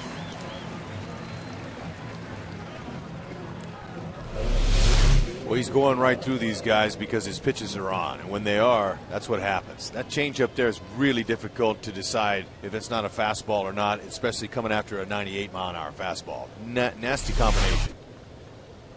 Good contrast of speeds between the fastball and the change. Herrera up to 97 so far today in our Time Warner Cable Ultimate Internet pitch speed. Remember, you can get downloads up to 50 megabits per second with Time Warner Cable Ultimate Internet.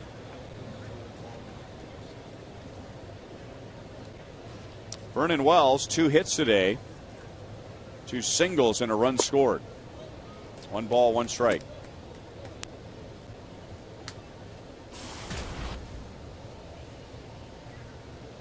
Vernon Wells, counting today, has played in 1,593 games and none in the postseason. Only Adam Dunn, who we just showed you hit a home run, has played in more among active players with no postseason. And Vernon Wells, he had some big years with the Blue Jays, and it's even before 2008, but here's his last 5 years. And really focusing in on the last 2, he hit .218 a year ago with the Angels. He did have 25 home runs and just .225 this year with 11 home runs. That ball came up and bit him. But he was a combination of power, speed. He also won 3 Gold Gloves in center field for Toronto. And that's what led to his payday. The Blue Jays paid him, and then the Angels traded for it and picked up the rest of the tab.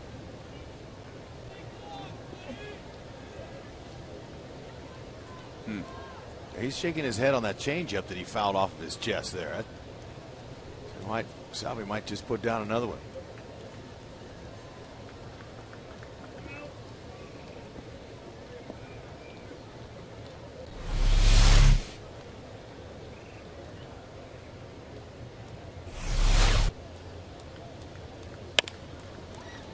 Grounds it right to Abreu.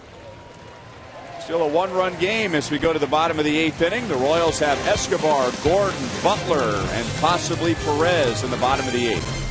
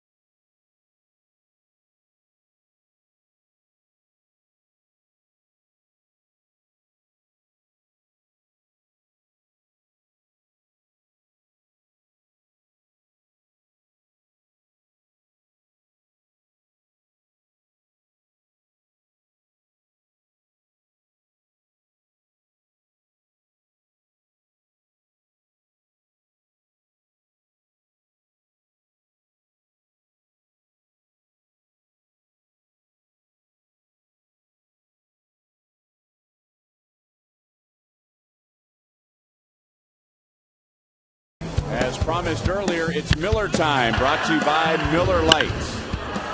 We've been seeing that ball fly all over the yard here, and mainly over the fence. This third game, and it's not decided yet, and maybe the Royals have a little magic left in that home run swing. As Abreu got him on the board early with that one. His first as a Royal. And it's nail-biting time here at the K if you're the Angels, trying to hold on. Escobar leads off against Garrett Richards, who pitched the 7th. Gave up a walk. Escobar, Gordon, and Butler. And Alcides Escobar with an 11-game hitting streak on the line here. And Richards pitches him inside for ball 1.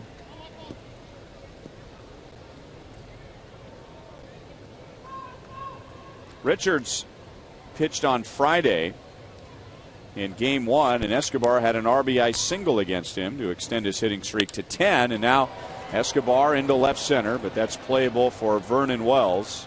And there's one out in the 8th.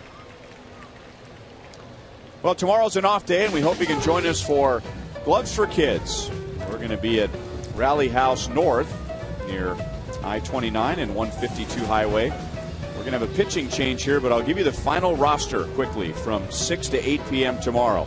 Lewis Coleman, Tim Collins, Chris Getz, Jeremy Guthrie, Ned Yost, Danny Duffy, Alcides Escobar, Johnny Giavotella, Kelvin Herrera, and Salvador Perez will be appearing at some point between 6 and 8 p.m. tomorrow night. Man, that's a great roster. Ryan, what can fans expect when they go?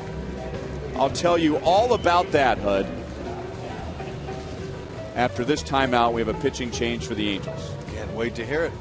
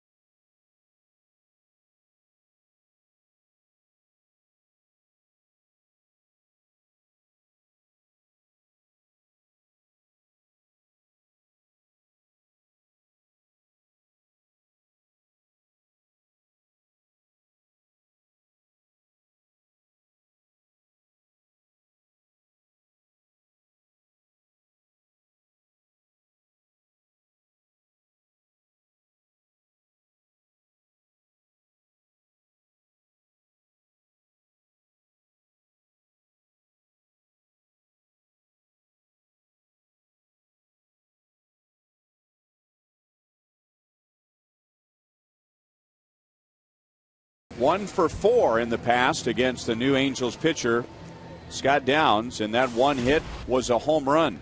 And the Royals are down by 1 in the bottom of the 8th. Downs is the 4th Angels pitcher today. He comes on with 1 out.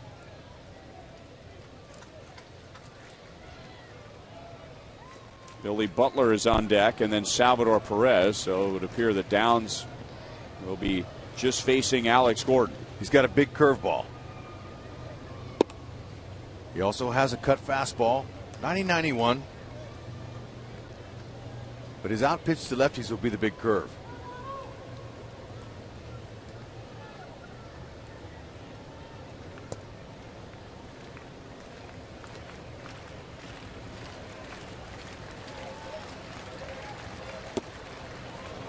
And Alex almost spun himself into the ground. 1 ball, 1 strike. Alex 0 for 2 today with a walk. Another close home game for the Royals. 10 of their last 12 home games have been decided by 2 runs or less. So tense down to the final out. 7 of those games have been 1-run games. Wonder how many of those were in that 0-10 homestand where the Royals couldn't get a win, but they were in every single game. I bet a handful of them.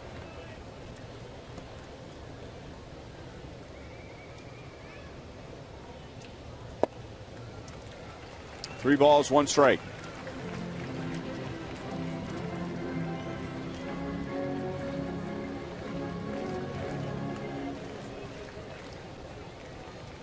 Downs only has 15 walks in 42 innings coming in, so he's not used to falling behind in the count here.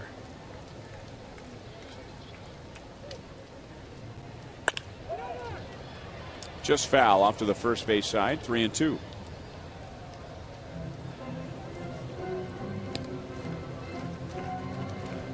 There was a lot going on in the first 4 innings today.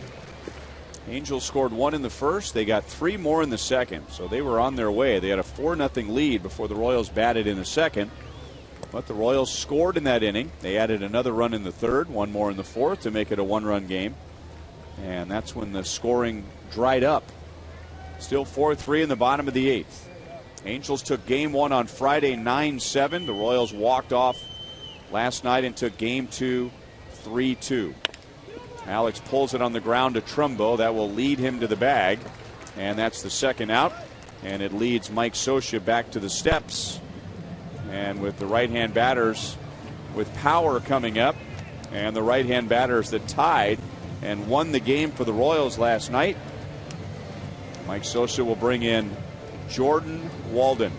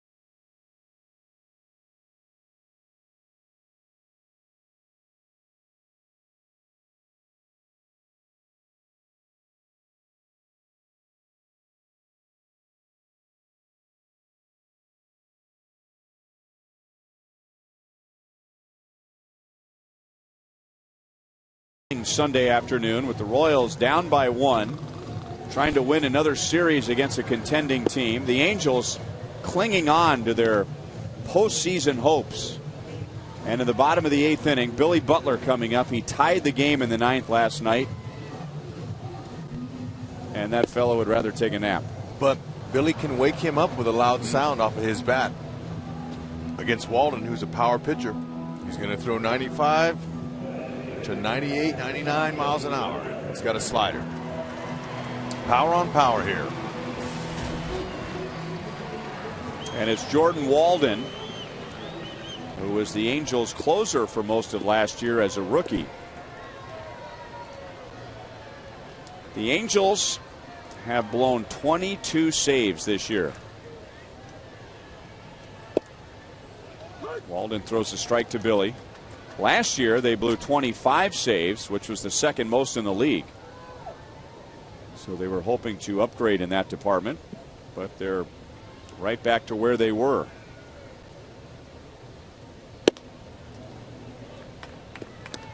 Billy today is 1 for 3. He doubled and scored in the 4th inning. Walden's a little bit funky. He's got a hard step with his leading step, and then he flings it. It's a little bit of a pause in the back of his delivery. He's got some deception. He's working sliders on Billy for strikes. And Walden has faced one batter in this series. That was on Friday night, and it was Billy Butler, and he got Billy to ground out to second, although Billy hit it hard. 2 balls, 2 strikes, and that makes Billy 0 for 3 altogether against Jordan Walden. He was an all-star last year as a rookie with 32 saves. Okay, check him out here now. Watch his. He's going to jump out hard, but watch his little pause back there. See how he jumps? I mean, he almost jumps out there. And it looks funky from up here and from what a hitter sees. 3 and 2. See what I mean? He's got a little pause, and then all of a sudden he just slings it right in there. It's got to be hard for him to keep his mechanics in order when he completely leaves his feet.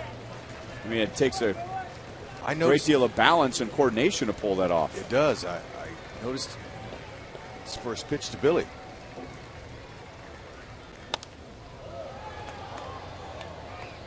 And it works for him, obviously. And I would think, as you pointed out, that would be a different look for a hitter. Trying to keep your eye on the pitcher's hand, trying to find the ball out of his hand. Next thing you know, the pitcher is jumping in your direction. Right, it comes out of me. But, you know, when you're a max effort reliever, you can go all the way. You can let it all loose. Still 3 and 2. Okay, Walden's doing a good job of keeping that ball in the outer half.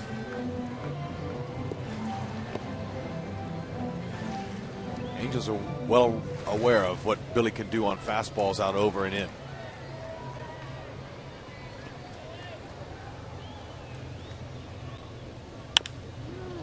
This time chop to Ibar. He'll throw from the grass, and he throws a strike to Trumbo. So it took 3 pitchers to get the Angels out of the 8th, but they get through the 8th with their 4-3 lead.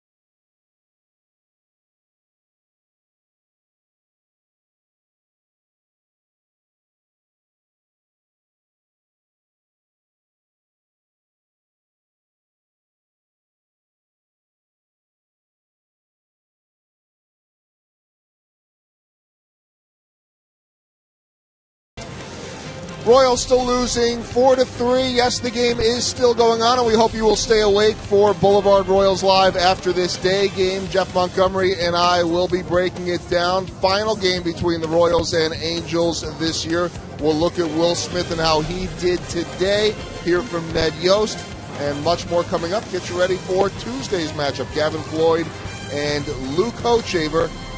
Maybe we'll have a live report from right down there in the seats with some snoring. Guys? Well, the Royals just need to do something to wake him up. We didn't quite get the sound off the bat of Billy Butler we were hoping for that might get him to jump out of his seat. I don't know. He's here. You could clap your hands right in front of him. I don't know if it'd mess with him. He's out. Greg Holland will pitch the ninth with the Royals down by 1. And he'll get the lower third of the order. Cayaspo, Trumbo, and Wilson.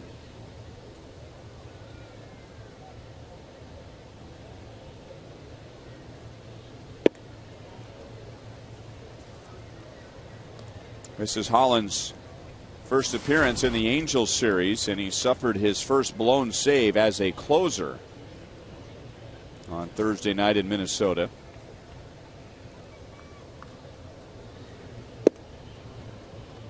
1-1 against Cayaspo. Before that, he was 13 out of 13 since the trade of Jonathan Broxton. Man, I'll take him closing down a game anytime. He's got really good pitches. Good mid-90s fastball, slider, and split finger. Pitches that move down in the zone. Like that one there. So if they do hit him, they hit the top half. It's usually out of player or gets a strikeout. The Angels had a 4-0 lead in this game, but they haven't scored since the second inning.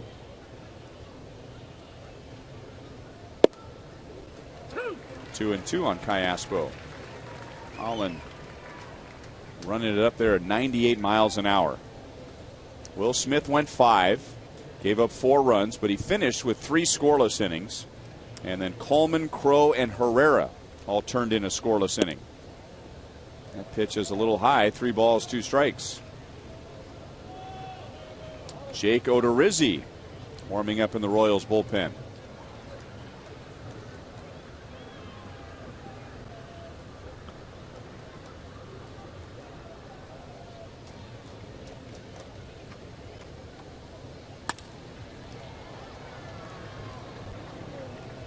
Alex makes the play in left field. Cayaspo is 2 for 4. There's 1 down in the 9th.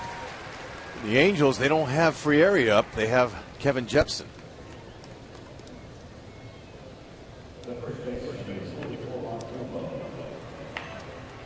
And in the bottom of the 9th, it will be Perez, Moustakas, and Francoeur. And possibly Hosmer. I'll take those guys against Jepson. Well, here's the difference in the game right now. Mark Trumbo, he had a 3-run home run in the second inning.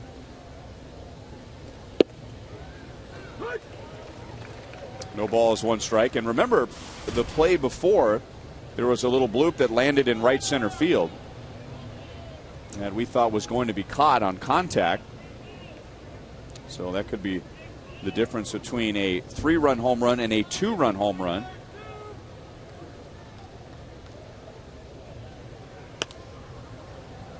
No balls, 2 strikes.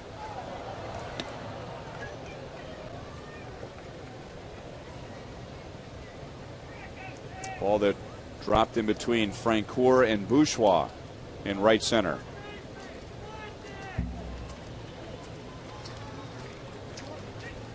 Trumbo's home run was his 31st, and he's driven in 87. And the Angels today have him as their number 8 hitter.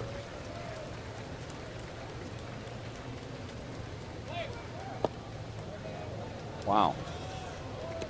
Very close. Must have been low. That's exactly where you want to put it.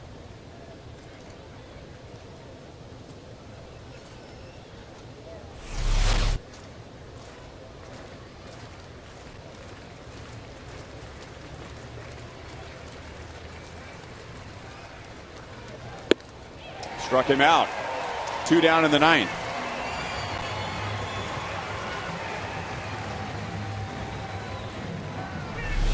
Boy, that was nasty. Could change his speeds. Trumbo couldn't get his swing on it.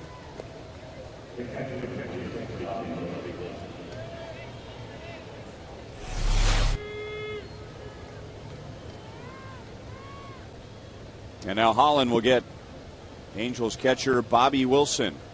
He's 0 for 2 today with a second inning walk.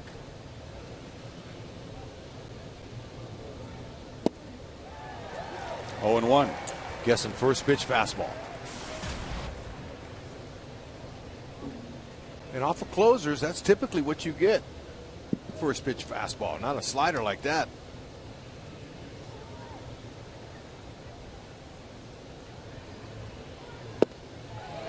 And now out in front, 0 and 2.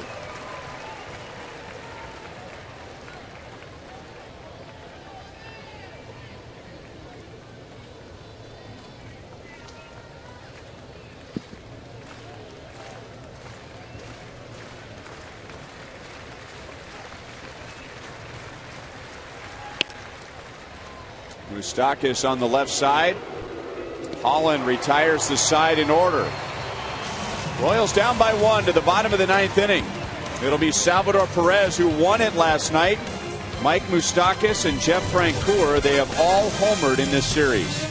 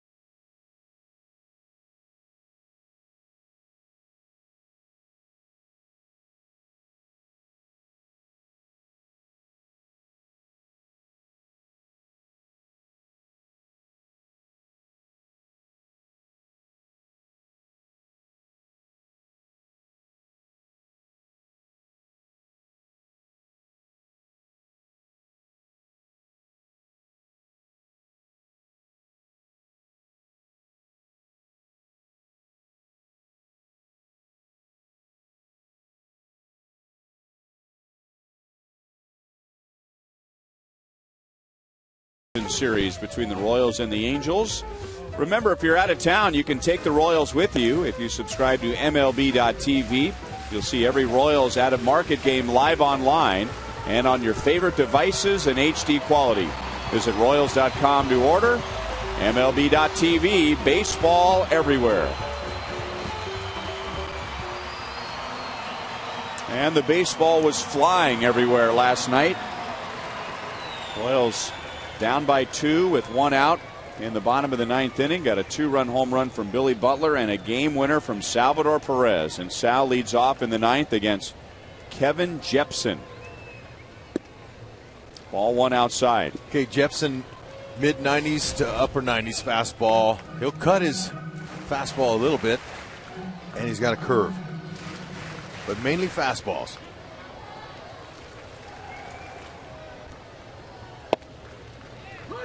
One ball, 1 strike. Perez has never faced Jepson.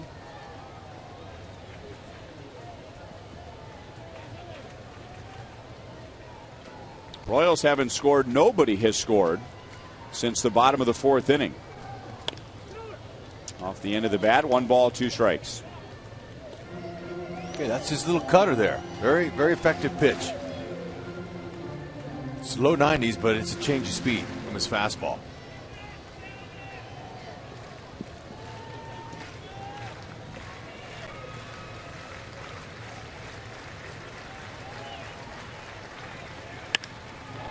Hit well to right center field, but slicing back into Torrey Hunter. He has really looked like a center fielder playing in right today, hasn't he? He has. He has the ability to cover a lot of ground even at 37.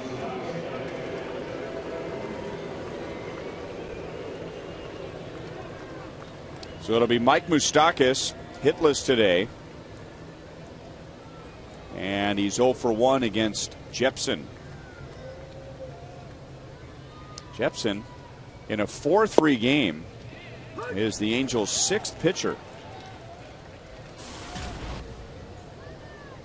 So a close game and a relatively low-scoring game, but Mike Scioscia emptying out his bullpen. Trying to mix and match. And Moustakas goes the other way. Shallow into left field. That drops for a hit. He will hold with a single, and the tying run is on with 1 out.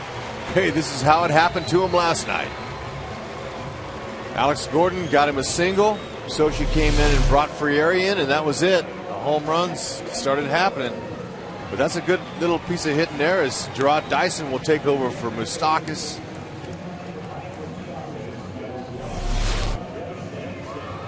And now we got a couple guys that can hit him over the fence coming up. That's what you want.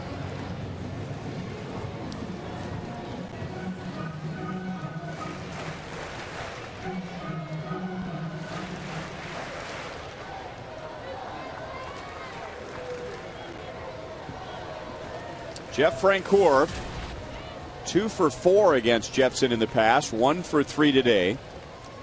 He has driven in 3 in the series, which includes a 2-run home run. Okay, so Gerard Dyson, I'm sure, is good and loose and hadn't been on the field in quite a while, so he can make a difference in this as all of a sudden everybody seems to be waking up. Maybe a big bat here will wake up. And at the same time, we see some sunlight for the first time today. Dyson takes off. The Angels pitch out. Dyson is safe. And then he went by the bag.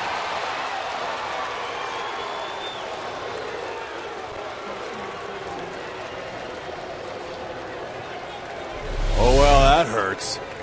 He beat the pitch out. Let's see how far he slid over the base.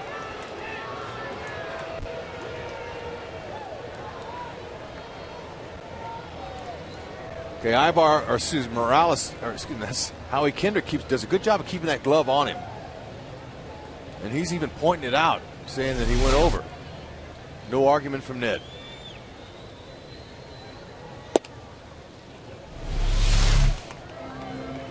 Okay, if you start your slide late, that's what happens. But if you don't start your slide late, you might have got thrown out. So he was off, and Howie Kinder kept the glove on him.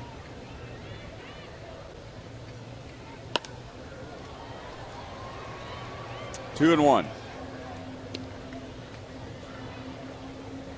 I can think of a former Royal whose number is retired and won 8 Gold Gloves while he was here, and his biggest pet peeve was when a second baseman or shortstop would get the throw and apply the quick tag and then show their glove. Meanwhile, the runner slides right by the base and the glove is not on the runner. And there's Frank's statue out in right center field. You know, he's right. I mean, and Howie Kendrick was a good example of what you can do when you keep your glove on a guy. Frenchie didn't like this call. I don't blame him. That looked a little off.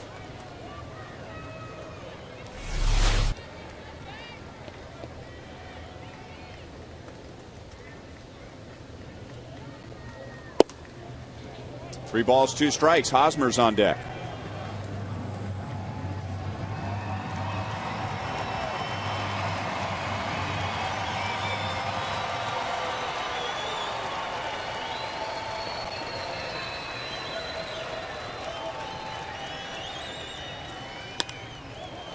Up the right field line, Hunter is in the corner, and Torrey Hunter, appropriate that he makes the catch for the final out because he was all over the place today, including driving in the Angels' first run, and they hang on after an early 4-0 lead. The Royals Got it to 4-3 in the fourth inning, but that ended up being the final run. So the caught stealing was a big play in the bottom of the ninth. The Angels win this series, and they win the season series 5-4.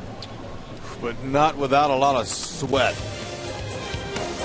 And for the 11th time in the last 13 home games, the game is decided here at Kauffman Stadium by 2 runs or less.